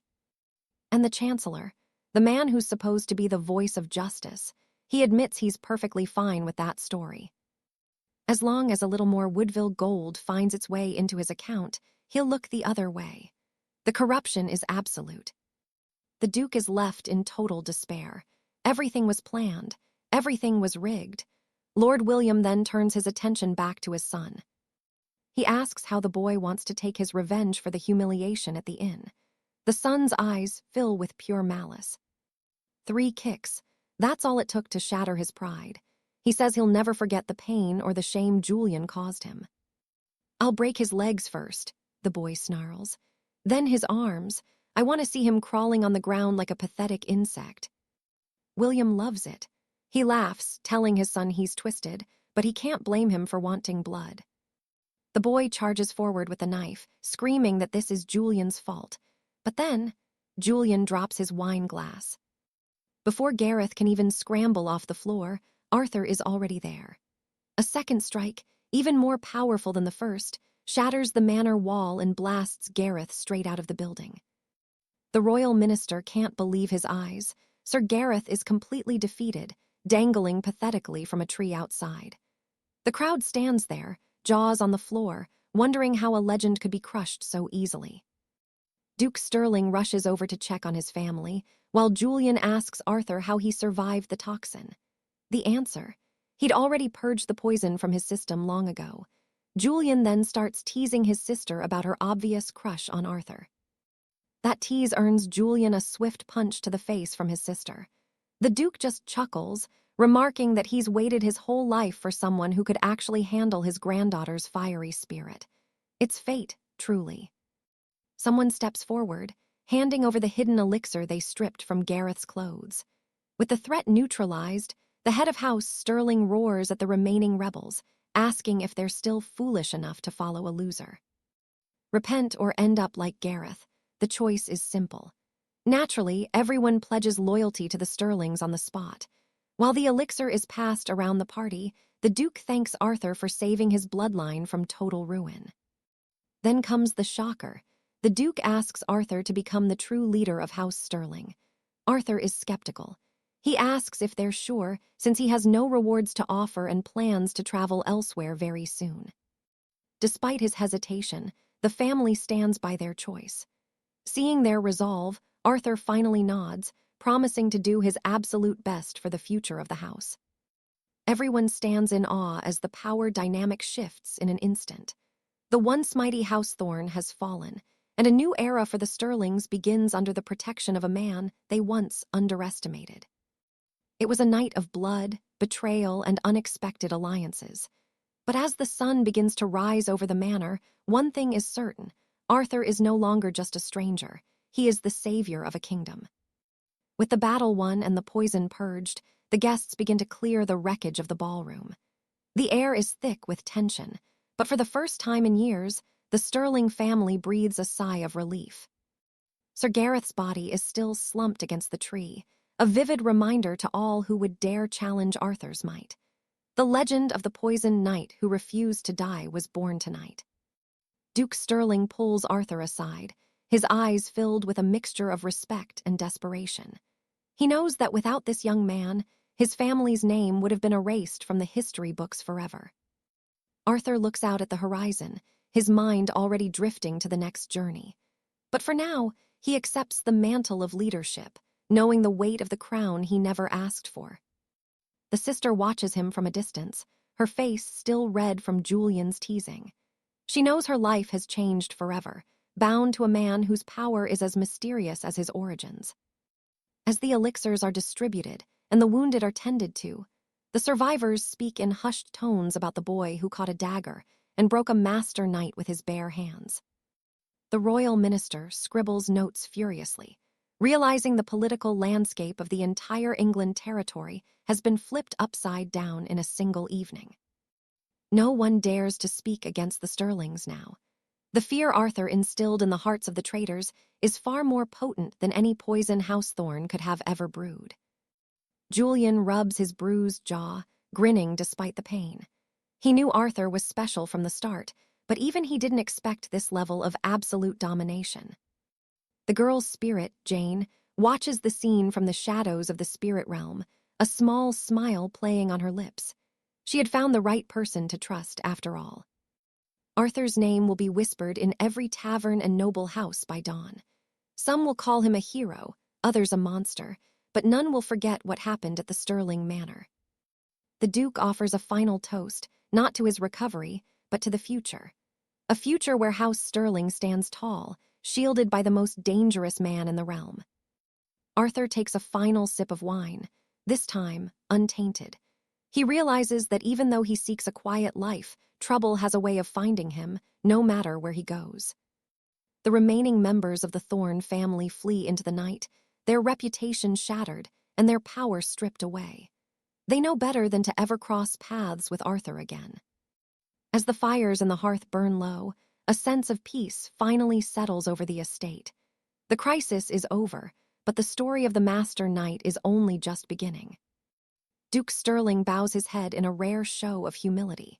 He has seen many warriors in his time, but none possessed the raw talent and iron will of the youth standing before him. Arthur accepts the responsibility with a heavy heart. He knows that being a leader means making enemies, but he's already proven he can handle whatever they throw at him. The path ahead is long and filled with shadows, but for tonight, the victory belongs to House Sterling. The bells of the nearby cathedral begin to chime, signaling a new dawn for all. Arthur looks up at the stars, wondering what his next move will be. But one thing is for sure, he won't be doing it alone anymore. And so, the chapter closes on a night of chaos, leaving behind a legacy that will be told for generations to come. Arthur, the master of his own fate, finally steps into the light. The Duke officially declared Alaric as their new commander, making it clear his word was now absolute law.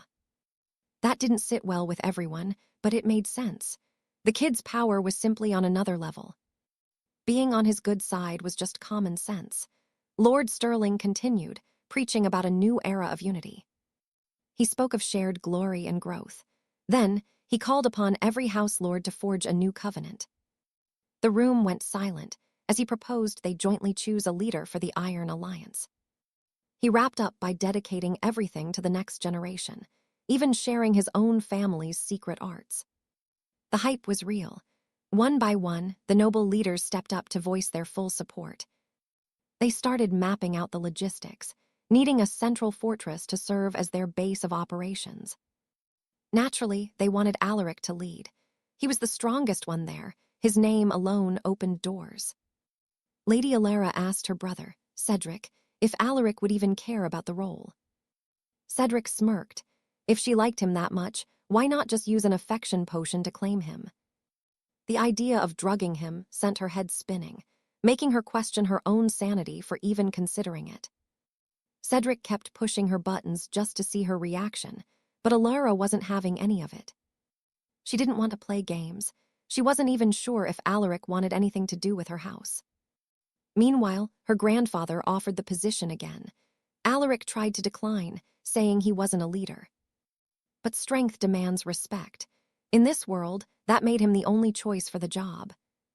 For the high seat, the people readily backed the proposal, promising to manage every bureaucratic detail to make the appointment official. From the sidelines, Lady Alina and her companions insisted the realm would flourish under his command, politely urging him to take the crown. All the while, his sister kept whispering jests in his ear. Her face went bright red from the embarrassment as she hissed, asking if he was really mocking her during such a solemn moment. Surveying the gravity of the room, Alaric finally made his choice. He accepted the burden, declaring himself the sovereign of the Valyrian alliance from that day forward. The hall erupted in cheers. The celebration was deafening as everyone began hailing the young man as their new Lord Commander. 3 days passed. Alaric and his sister were traveling by stagecoach, the girl fast asleep. That is when he caught a whispered conversation from the seat behind him regarding House Thorn. The two travelers were discussing a revolutionary new combat manual published by House Thorn, crafted with the secret guidance of the local Lord Commander. They could not stop praising the book's success across the Valyrian territories. Listening to them, Alaric smirked, remembering the night they had sat down to plan the whole thing. The talk turned to the leader himself, a ghost of a man. Rumors claimed this new master was a reclusive, extraordinary figure who preferred the shadows to the spotlight. Suddenly, his sister stirred, stretching her arms and drowsily asking if they had reached the capital. He shook his head, still an hour and a half to go until the journey's end. Other passengers smiled, commenting on what a charming pair of siblings they were, until the carriage finally rattled to a halt at their destination. His sister practically leaped from the steps, her face beaming with excitement. She waved a quick goodbye, shouting that she would head to her academy first. Left alone, Alaric pulled out his communication stone, only to freeze. A report claimed Lady Seraphina had been assassinated the previous night. Heart-pounding, he commandeered a nearby horse and galloped toward the Stirling estate, nearly trampling several terrified pedestrians in his desperate haste. Angry shouts followed him for his reckless riding, but he did not care. Finally, he breached the gates of the Stirling district, sliding to a stop. Lord Stirling was there to greet him. Alaric panted, mentioning he had ridden through the night the moment he received the Lord's urgent summons. The nobleman offered a weary apology for dragging him into another mess, but Alaric just shook his head. For a friend, it was no trouble at all. Then a voice shrieked his name. It was Lady Seraphina. She launched herself at him in a flying hug, clearly ecstatic to see her protector back in one piece. Lord Stirling sighed, telling his daughter to show some decorum, while the Stirling Night Guard marched into view, acknowledging the boy's return to the manor. Alaric frowned, asking why the guards were on such high alert. The Lord reminded him that he had requested extra security himself before his departure. Things had spiraled. During his absence, the Crimson Brotherhood had gone rogue, and now young maidens were vanishing across the Longan province. The villains were hunting for innocent girls for some dark ritual. Seraphina was their prime target, which is why the knights were currently preparing a deadly ambush. Alaric's expression darkened. He asked if there was news of House Blackwood. The Lord confirmed they had been hit too, but old Lord Blackwood had a few lethal traps of his own. He told Alaric not to lose sleep over it. They had already dispatched a second detachment of elite scouts to watch over the Blackwood family. Alaric gave a curt nod of thanks. "Since I am back, your men can take a breather," he said. "I will take it from here." This brought a rare smile to the old man's face. He joked that he had been working so hard lately, he was actually starting to lose his hair from the stress. Before leaving, the Lord mentioned the whispers of a new Grandmaster rising in Valyrian. He asked if Alaric had caught a glimpse of this legendary figure. Alaric looked him dead in the eye. "Actually, that master is me." The Lord burst into a hearty laugh, admitting the lad certainly had the raw power to back up the title. Seraphina stood there, stunned. Her bodyguard had actually reached the level of a grandmaster. Alaric raised an eyebrow, asking if she doubted his word. She pouted, saying it was hard to wrap her head around. Grandmasters were legendary figures of the realm, and to her, he was still just her personal shield. Her father scolded her for the disrespect, but the girl snapped back. She was frustrated, tired of being locked in the manor while Alaric was off having adventures. She complained about being fed nothing but scary ghost stories to keep her indoors. Alaric smirked. Good. That was exactly the plan he had devised to keep her out of harm's way. Lord Sterling pivoted to a new strategy regarding the Crimson Brotherhood. He planned to enroll his daughter in the Royal University and wanted Alaric to transfer there as well. Alaric's jaw dropped. Transferring to the most prestigious academy in the kingdom, he realized then that with enough gold, truly anything was possible. The Lord continued, mentioning a grand gala hosted by House Beaufort to celebrate their recent victories. High nobility from across the land would be attending. He asked if Alaric would act as their escort. Seraphina's eyes lit up with excitement, and Alaric bowed, stating he would be honored to accompany them. The following evening at the Beaufort estate, a magnificent gilded carriage pulled up to the gates. Lord Sterling and his daughter stepped out, looking every bit the nobles. Followed by their retinue, young Arthur Beaufort shook his head at Alaric. He scoffed, claiming the gossips in the town taverns were nothing but a bunch of absolute morons. The Lord offered Alaric's sister a spot at the Royal Academy, suggesting Alaric transfer there too. Alaric was floored. The prestigious academy. He realized right then, money really does change the game. A grand gala was planned with House Lancaster to celebrate their massive success. With all the high nobility attending, the Lord invited Alaric to come along as his personal guest. Alara was practically beaming, dying to go too. Alaric nodded. He'd be there the following day. A black carriage pulled up to the Lancaster Manor gates. Lord Sterling and his daughter arrived in style. Lucas followed behind, mocking the commoners gossiping on the message boards as total idiots. Everyone expected him to publicly step up as the new Lord of Bastion, but our boy Julian, he just shrugged it off. Fame and fortune, not his style. A head steward appeared to welcome them, and Seraphina noted that Julian didn't actually want the spotlight or the gold. For him, a title was just one massive headache he didn't want to deal with later. Meanwhile, Lord Sterling and Lord Lennox took their seats at the high table. After a moment of silence, they asked Julian to join them in one of the chairs. But the boy declined. He was fine standing, hoping not to draw any attention. Just then, the head of House Lennox arrived at the venue. It was Lord Lennox himself, flanked by his two top knight assistants. These were Sir Thorne and Lady Alara. The girl immediately ducked behind her friend Julian, whispering that Thorne was staring at her like a hungry predator. The man was practically drooling over her with a depraved look. Julian didn't flinch. He stared the man down, making it clear he'd protect her. Thorn looked confused by his presence. Suddenly, the herald began his speech, thanking all the noble guests for attending the feast. A guest stepped forward to congratulate the man on reaching the rank of Grandmaster, presenting him with 2 priceless emerald relics as a gift. The crowd was floored. The 𝒊𝒈𝒻 family, the former masters, had presented a gift worth millions of gold crowns. Lord Stirling and Lord Lennox then started discussing the young boy in the crowd, who was 7 on the list of future Grandmaster candidates. Lord Lennox noted that the boy had grown quite a bit. "Is your grandfather still strong and healthy?" he asked with interest. "He is doing very well," the boy replied. "He knew you would reach the Grandmaster level soon. You're a true genius of the knightly arts." Stirling stood up, declaring that the way of the sword was the treasure of the Highlands and should be respected by everyone present. Hearing this, Lord Lennox sighed. He was honored, but his potential was hitting a wall. "The future," he said, "belongs to the next generation." The noble kept praising Lennox, refusing to believe his talent was limited. Everyone knew it was just business talk, but the flattery was thick. Seraphina leaned over to Julian, asking if it was true that the old man's potential had really reached its limit.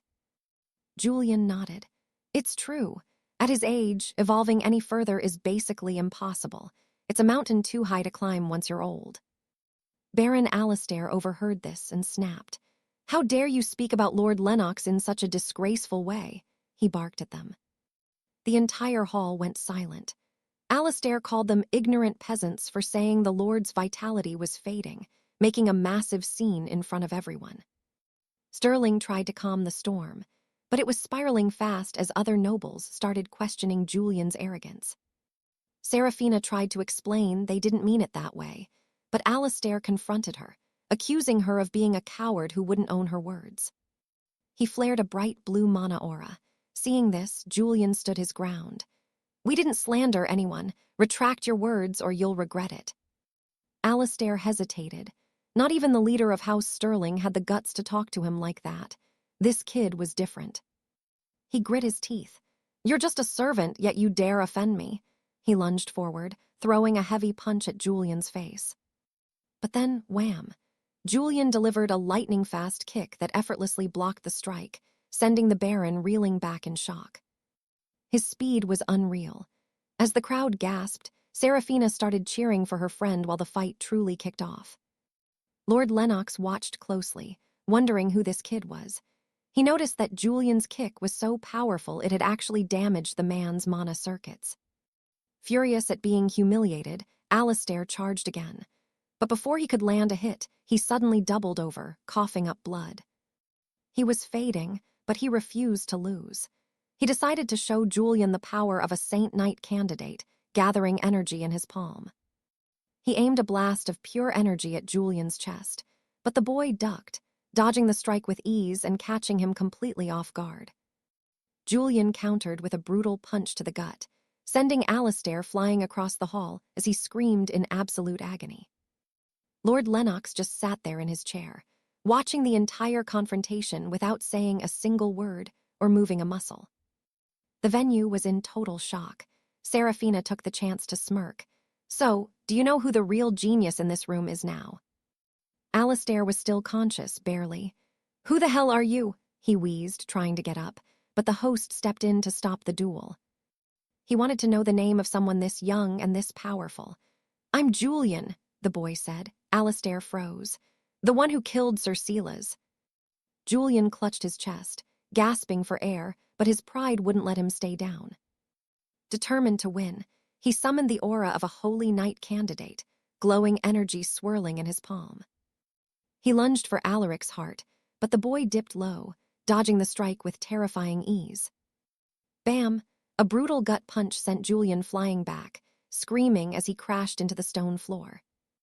Duke Valerius just watched from his throne, stone-faced and silent as the crowd stood there in shock.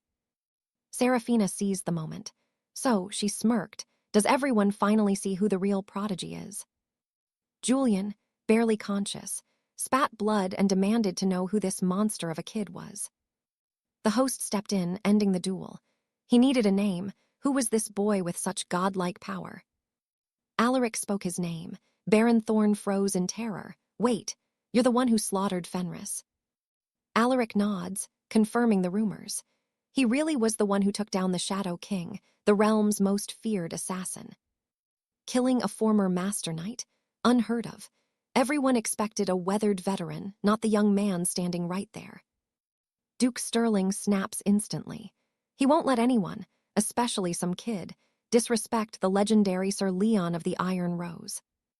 Our boy just sighs. You got ears, he asks. He wasn't insulting the man, he was just stating a cold, hard fact. He tells them straight, Sir Leon's potential has hit a dead end. Sterling is fuming. How could this brat possibly know that? Before he can even finish, the Duke demands to know how a commoner could judge a living legend's limits. Alaric breaks it down. Leon reached the peak long ago, but he got greedy. He didn't evolve naturally, he forced the process. Leon is shaken to his core. How does this boy know his darkest secret? Alaric doesn't stop, digging even deeper into the truth. By forcing his power, his mana circuits are scorched and his very bones are warped. It is a total mess inside him. Plus, his advanced age is working against him. At this point, reaching the next level in this lifetime, not happening, period. Sterling calls him arrogant. Sir Leon is the strongest knight alive, capable of deflecting crossbow bolts and surviving any battlefield. He claims Leon will live for hundreds of years. To him, Alaric's assessment isn't just wrong, it is pure, high-level blasphemy. Silence falls over the hall. Everyone is waiting for the execution order. You don't just insult a legend and walk away. But then, Leon speaks. He is right, every word, but he needs to know why the boy sees a limit. Alaric doesn't say a word. He just walks up and grabs Leon's wrist in a firm grip. Simple as that. In that instant, Leon feels it. A tidal wave of raw, divine power. This isn't a boy, this is a total monster. Leon immediately pivots, inviting Alaric to a private chamber. Serafina is confused, wondering what her father is actually thinking. The Duke finally realizes the truth. Sir Leon isn't just being polite, he has recognized a true divine knight standing before him. Inside, the legend bows low. He begs Alaric, this supreme grandmaster, to forgive his earlier blindness and complete lack of respect. He offers a sincere apology for his ignorance. Alaric is just confused. Wait, why do you think I am a supreme master? Leon is stunned. In all of Ethelgard, he has never felt such power. Only a god-tier warrior could feel like that. He tells Alaric to stop joking. Strength like that, it is the mark of a supreme master, no doubt about it. He is trying to figure out which legend Alaric is. There are only 4 known grandmasters in the entire kingdom. One leads the House of Wolves, another the Phoenix clan. The rest are ancient, mysterious elders in the hidden sanctuary. Alaric is disappointed. That is it. Even the so-called god of the Phoenix clan is just a basic master to him. History talks about ancient gods from thousands of years ago, beings of pure light and power who ruled the world. Proof of them is gone, but the legends persist. Maybe they are still out there, watching from the dark shadows. Alaric tells Leon to keep his mouth shut about this. Leon promises on his honor he will take the secret to his grave. Leon asks if there is any elixir to fix his broken body. It is a long shot, and his condition is incredibly grim. Lucky for him, Alaric has a way. He can actually purge the corruption from Leon's mana circuits and heal him. Alaric asks for parchment. He scribbles down a complex ritual and treatment plan while Leon watches in total, speechless awe. Leon drops to his knees in gratitude. Meanwhile, Serafina is wandering the halls, looking for the washroom and feeling watched. She realizes she is being trailed. She spots Alaric and Leon outside and rushes over, feeling a massive wave of relief. She sees the legendary knight Leon kneeling before Alaric and blinks. Why is he on the ground? She asks, pointing out her stalker. Alaric shifts his gaze to the man in the shadows. Just one look. Cold, deadly, absolute. It is terrifying to behold. The stalker gets the message and vanishes instantly. Leon then invites Alaric to his private estate for a grand feast. Alaric declines at first. He needs to stay with Seraphina and the Sterling family. He does not leave his charges behind. Later, they are all at a massive banquet. Leon invited the whole Sterling family, which has the local lords whispering. The social hierarchy is shifting. Seeing the lowly Sterlings at the high table has everyone in the room questioning everything. Lord Chuan is paralyzed with shock. Meanwhile, the rival duke looks like he is about to have an absolute mental meltdown. Seraphina notices Alaric looks annoyed and starts teasing him. Alaric tells her to stop being so loud and disrespectful. She does not care. It is better than whispering behind their backs, she chirps, completely and utterly fearless as always. Her father tries to shush her. He reminds her that without Alaric, she would not even have a spot at the academy. But Seraphina doesn't get the danger. The Royal Academy is a viper's nest, yet she isn't worried about a single thing. Why should she be? With Alaric Thorne by her side, she knows she is untouchable. He is her ultimate, invincible shield. Another day at St. Jude's Royal Academy. The professor stands before the class to introduce 3 brand new transfer students who just arrived. First up is Lady Seraphina. The second she introduces herself, every guy in the room is completely mesmerized by her sheer beauty. Next, our hero Arthur steps forward, making the girls whisper in excitement. Then there's Julian, who's clearly struggling to find his confidence. Standing between those two powerhouses, Julian looks like he wants to disappear. The teacher just sighs and tells them to find open seats. Suddenly, a girl's voice rings out. It's Alara calling out to Arthur. Turns out she's actually an old friend of his. Arthur is stunned to see her here at the academy. She smiles and asks him to sit right next to her, and he agrees. Big mistake. Seraphina is absolutely fuming. She's cursing him under her breath with a look that could kill before grabbing Julian's arm. She drags Julian to the desk right behind Arthur, clearly wanting to keep watch. Julian is just confused, while Seraphina looks ready to explode. Alara leans in, asking where Arthur has been hiding all this time. He explains he went back to Blackwood Manor to see his family. But word reached him that the Iron Legion attacked them again. The entire classroom goes dead silent as they watch the two talk. The students start whispering. Who is this guy? Is he seriously not afraid of Sir Alistair coming for his head later? Alara just giggles, saying she has secret protectors anyway. Plus, she still wears the star pendant that Arthur once gave her. Arthur looks at her and realizes why everyone treats her like a goddess. She's incredibly kind, and honestly, her appearance is stunning. Alara mentions that he only gave her that pendant to pay off a debt, but she can't remember what it was. That simple statement triggers a flood of memories for Arthur. He remembers his past life, begging on the streets, cold and alone. No one helped him back then, except Alara. She was the only light in his world until Alistair entered the picture. In that original timeline, Alistair of House Warwick assaulted her, eventually driving her to take her own life in despair. Shaking off the dark thoughts, Arthur looks her in the eye. If you ever need anything, just ask. I've got your back. She just nods with a smile. Meanwhile, Seraphina is practically vibrating with jealousy, holding onto Julian like he's a ragdoll. The academy bell rings. Class is over. Alara kindly offers to show the newcomers around the massive university grounds. Seraphina just scoffs and turns away. I'd rather explore on my own, she snaps, clearly not wanting Alara's company. She stomps off in the opposite direction. Alara looks a bit hurt, noticing that Arthur's friend clearly doesn't like her at all. Arthur tries to play it off. She's just a bit childish sometimes, but she has a good heart. There is nothing to worry about. Alara suggests heading to the training gym nearby, but suddenly, 2 figures block their path and stop them cold. It's Sir Alistair. He steps forward, calling Alara by her first name as if they were lifelong childhood friends. He brags about meeting her uncle and doing business with her father, but Alara cuts him off with a sharp glare.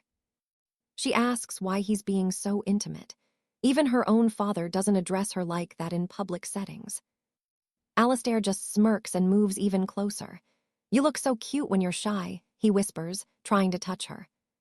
He's clearly trying to take advantage of the moment, but Arthur steps in and grabs Alara's arm first. We're busy, Arthur says coldly. The break is almost over, and we don't have time to waste standing around here. Alara looks instantly relieved by his intervention. Alistair, however, looks at Arthur with pure, unadulterated disgust and annoyance. He asks if Alara is showing the new kid around. He offers to do it himself with a predatory grin. I'd be happy to teach you all about the rules of this place, Alistair sneers. Arthur just shrugs him off. I'm perfectly happy with Alara's company. We don't need your unnecessary interruptions, thanks. Arthur's voice is like ice. Alistair's lackey steps up, offended. Do you have any idea who you're talking to? This is a privilege, peasant. Arthur doesn't even blink. Alistair puts a hand on his friend's shoulder, acting like the bigger person for show. Don't be rude, Alistair says. Alara's friends are my friends too. No need to compete with ordinary people. He reminds everyone he's the heir to the powerful House Warwick. Arthur just watches the lackey apologize, feeling disgusted. Young people these days, Arthur thinks, always sucking up to power. Suddenly, an SOS alert flashes on his phone. It's urgent. He tells Alara they need to get to the academy grounds right now. They turn and run. Alistair and his goon decide to follow, curious about the chaos. When they arrive, a fight is already exploding. It's Julian. He's clashing with someone way stronger, and he's losing ground fast as the opponent lunges again. Arthur doesn't hesitate. He steps into the fray, his aura flaring as he surprises everyone with his sudden, violent speed. Boom! Arthur's punch lands right on the guy's chest, sending him skidding across the dirt. Arthur looks at Julian. What happened? Julian explains that while he and Seraphina were walking, a group of thugs started stalking them out of nowhere. Harassing a lady with such filth, Cedric of House Wayland left Arthur no choice but to step in. Right there, Cedric drags himself up from the dirt. He sneers, asking if Lady Seraphina is made of literal gold to be so sensitive about a few jokes. Arthur asks her if this Burke really did that. She nods. Her dear knight was being bothered, and Arthur is feeling the heat from the staring crowd.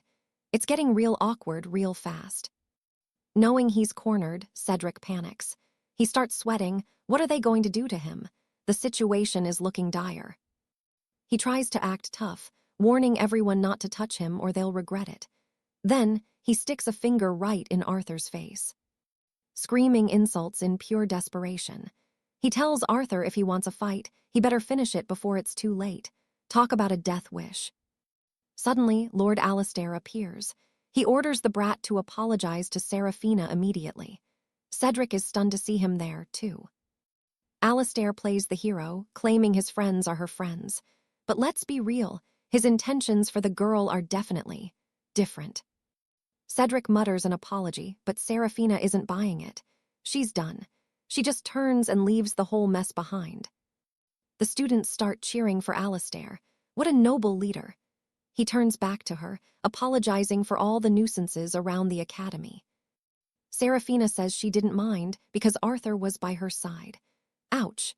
That comment definitely bothered Alistair more than he'd like to admit. He tries to recover, mentioning rumors of the Duke of Stirling's angelic daughter. But now, he says, I see those rumors were a lie. Confused. Yeah, she was. She didn't fully understand the insult until he finished his sentence with a classic noble flourish. The punchline, in reality, you're far more beautiful than the heavens themselves. Smooth, maybe, cringe, absolutely. Baron Silas looks like he's about to gag in pure disgust. Seraphina thanks him for the compliment, though she knows she's got a reputation. Then boom, she snaps at Arthur. Where were you? Why did you take so long? She is absolutely furious out of nowhere. Arthur is spinning. How does her mood change that fast? One second she's cool, the next she's a total storm. Alistair isn't done yet. He starts laying it on thick for Lady Lyra, too. The guy just cannot stop flirting. Silas and the group are just uncomfortable. Every word out of this guy's mouth feels like pure, nauseating slime. Alistair plays his big card, a grand banquet at his estate tonight to protect the Academy's image. Everyone is falling for it. The crowd is eating it up. Seraphina just asks if he's the official prince of the Academy now, acting so eager to help. She tells him they already have plans tonight. But Alistair drops the act. The banquet is just an excuse to be near her. Since she's new to the capital, he offers to show her the interesting side of the Royal Academy. Secrets, perhaps. He mentions a mysterious figure, a masked man in a heavy cloak roaming the campus. Now he's got her attention. A mysterious stranger in a mask. Seraphina is instantly hooked. She needs to know more about this cloaked knight. He explains there's a masked individual hiding in the shadows of the university. The girl is clearly interested now. "What time is the banquet?" she asks. She's desperate to find her hero, and this might be her only lead. Alistair is a bit baffled by her sudden change of heart, not realizing she's actually hunting for her unknown savior. 8 o'clock tonight, he says with a smirk. He promises to send the location details to her later that evening. Seraphina accepts, grabbing Arthur's arm tight. Alistair then takes the chance to invite Lady Lyra along for the ride, too. Lyra, worried about her friend, says she'll be there. Alistair bids them farewell with that smug, noble grin of his. He walks off with his cronies. Lyra watches him, whispering that Seraphina shouldn't trust those sweet words. They're poison. Seraphina knows. Those people are snakes, but she bets they won't dare move against her openly in front of everyone. They share a look, assessing the danger. The tension is thick enough to cut with a dagger. Arthur breaks the mood. "It'll be fine," he says. Time passes and the night of the banquet finally arrives. The venue is massive. Inside, a man asks his servant if the special arrangements he requested are finally ready. "Everything is set," the servant replies. The heavy doors swing open and the meeting is about to begin. Alistair is waiting. He points to the seat right next to him. "Sit here, Lady Seraphina," he says, trying to be smooth. She thanks him for the courtesy and then sits at the opposite end of the table right next to Arthur. Savage. Arthur is just chilling, unbothered. Then Lyra arrives, apologizing to the group for being so late to the party. Alistair tries again. He pulls out the chair next to him for Lyra. "Please, sit here," he says with a smile. Nope, she heads straight for Arthur's side, too. Alistair is just standing there holding an empty chair like a complete idiot. Then Silas walks in. "Oh, for me, thanks." He plops down in the chair while Alistair stands there totally stunned. Seraphina gets straight to it. "The stories, the Academy's secrets." Alistair tells her not to rush. "Enjoy your drink first." He starts his tale. A mysterious library, hidden in the most remote, forgotten part of the Academy grounds. Back at the Academy, Lady Seraphina is already over it. The usual noble gossip is a total bore, and what she really wants. The dirt on that mysterious figure in the dark cloak everyone's whispering about. Meanwhile, Lord Alaric is grinning like a madman. He's cooked up a twisted ghost story in that shady mind of his, hoping to look like a hero later, and so he starts the tale. It is about a student at the Royal College. A boy who spent every waking hour dreaming of becoming a legendary paladin, obsessed with the idea of saving the realm. He would even scale the highest cathedral spires, screaming to the heavens that he could fly. Of course, the other students just mocked him, but right then, Alaric just stops, dead silence. He leaves the room hanging, totally quiet. Seraphina can't help it. She leans in, desperate to know how this tragic story actually ends. Alaric drops the bombshell. One day, the kid actually tried to prove it, jumping right off the clock tower and ending his life in an instant. Dark, right? That is it. The story ends just like that. The two girls are fuming. They literally slam their heads on the table, thoroughly displeased with such a buzzkill. Alaric leans back, acting casual, but he is actually sweating. He is waiting, watching the door, expecting his little orchestrated incident to start any second. Right on cue, some rough-looking thugs show up at the entrance. They are whispering among themselves, double-checking if the Sapphire Wing was definitely on the second floor. They are clearly planning something malicious, a total setup. Then, 3 more mysterious individuals step out of the shadows to join them. One of them sniffs the air, confirming the scent of a noble girl is coming from inside. The second one yells out, telling her to come out and share some of that highborn happiness. Then the third guy, he just boots the door open with a deafening crash. Naturally, every head in the room snaps toward them in total shock. One of the guests stands up, demanding to know who the hell they are. But as the thugs look around at the strangers, they realize they have made a massive mistake. They entered the wrong room. A butler tries to politely direct them to the right location, and honestly, watching these idiots realize their blunder is like a bad comedy show. But the joke is over. It is already too late for them. The warriors inside are already standing up, looking absolutely lethal and ready to confront the group. One of the intruders panics and takes a deep breath, claiming to be a professional pit fighter. He orders everyone to back off before they regret it, typical tough guy act. Bad move. This only makes one of the men in the room even angrier. He lunges forward and levels the thug with a single, bone-shattering punch to the face. The boy is slammed into the ground instantly. Meanwhile, in the other room, the banquet continues as if nothing happened, until Seraphina sighs and says they have to leave. Alaric jumps up, desperate. "Wait, you can't leave yet."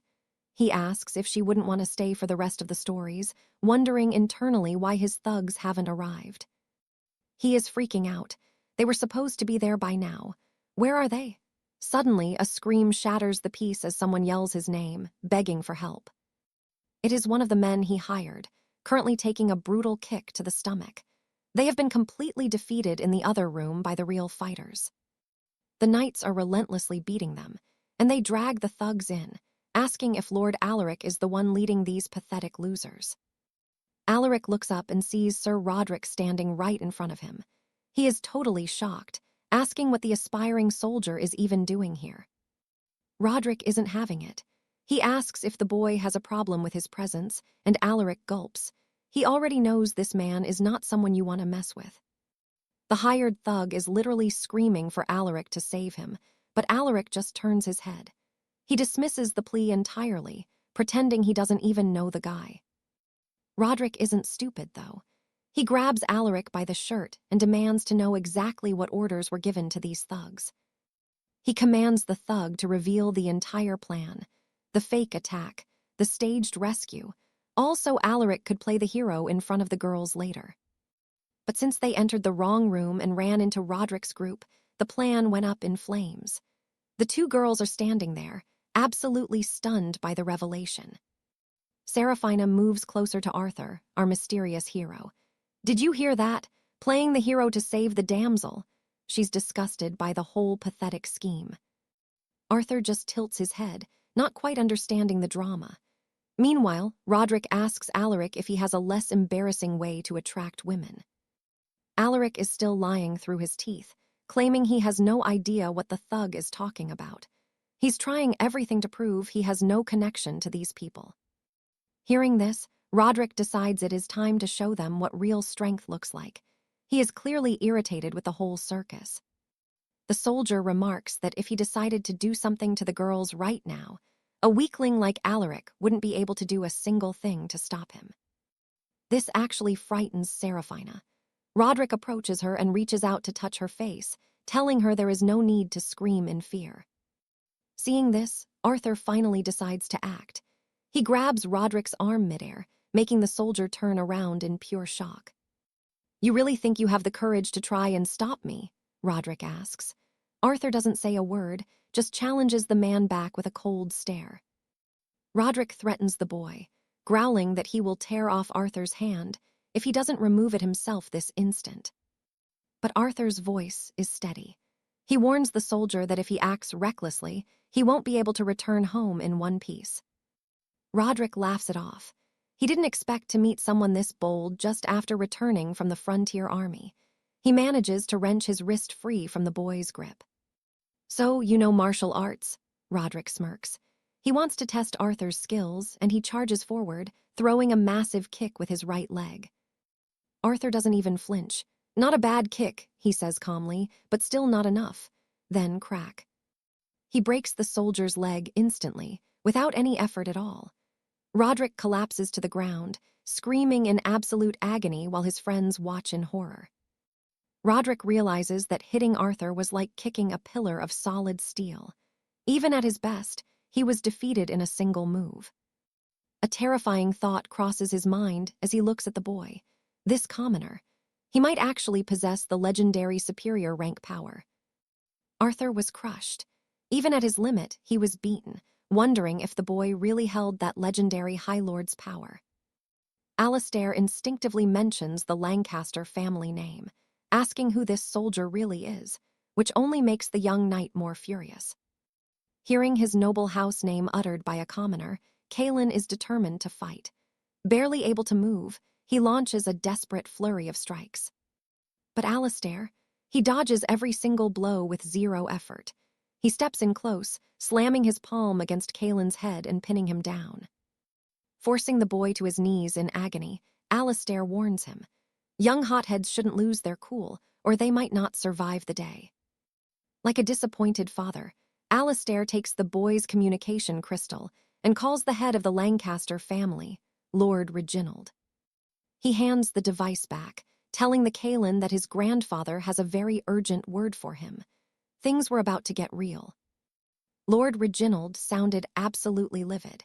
He screamed through the line, asking what on earth his grandson was doing attacking a living legend. When the name Master Alistair was mentioned, the realization hit Kaelin like a ton of bricks. His eyes went wide in pure shock. While enduring a brutal scolding, Kaelin desperately tried to figure out how to fix this mess without offending a master like Alistair any further. The call ended, and a trembling Kaelin asked why his grandfather was so terrified. Was Alistair truly more powerful than the Lord himself?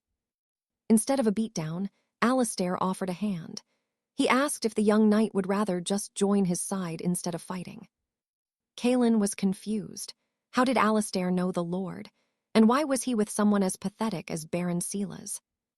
Alistair cleared the air immediately. He wasn't with Silas's group at all. This revelation caught Kaelin completely off guard. It made sense now. Alistair had only stepped in to protect Sophia, the girl Silas was harassing. Kaelin had it all wrong.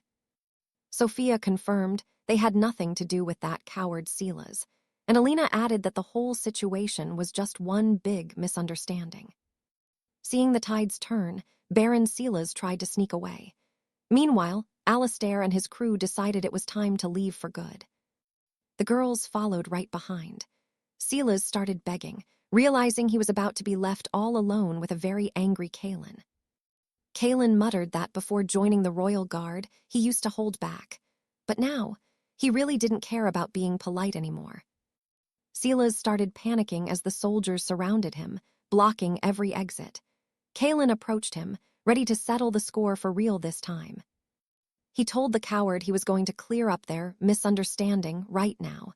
And trust me, it wasn't going to be pretty. Silas tried to hide behind his family's name, but that didn't stop a massive slap from landing right across his face. 3 days later at the Royal Academy, students were buzzing about the upcoming great tournament and how amazing Baron Silas supposedly was. While the gossip continued in the halls, a student named Captain Thorn approached Alistair with a very interesting proposition. Thorn, the captain of the Academy team, asked if Alistair could fill in for their match against the elite Finance Guild's champions. Alistair admitted he didn't even know how to play the game, but Thorn didn't care. He just needed someone better than the guy he was replacing. Even a complete novice would be more helpful than their current roster.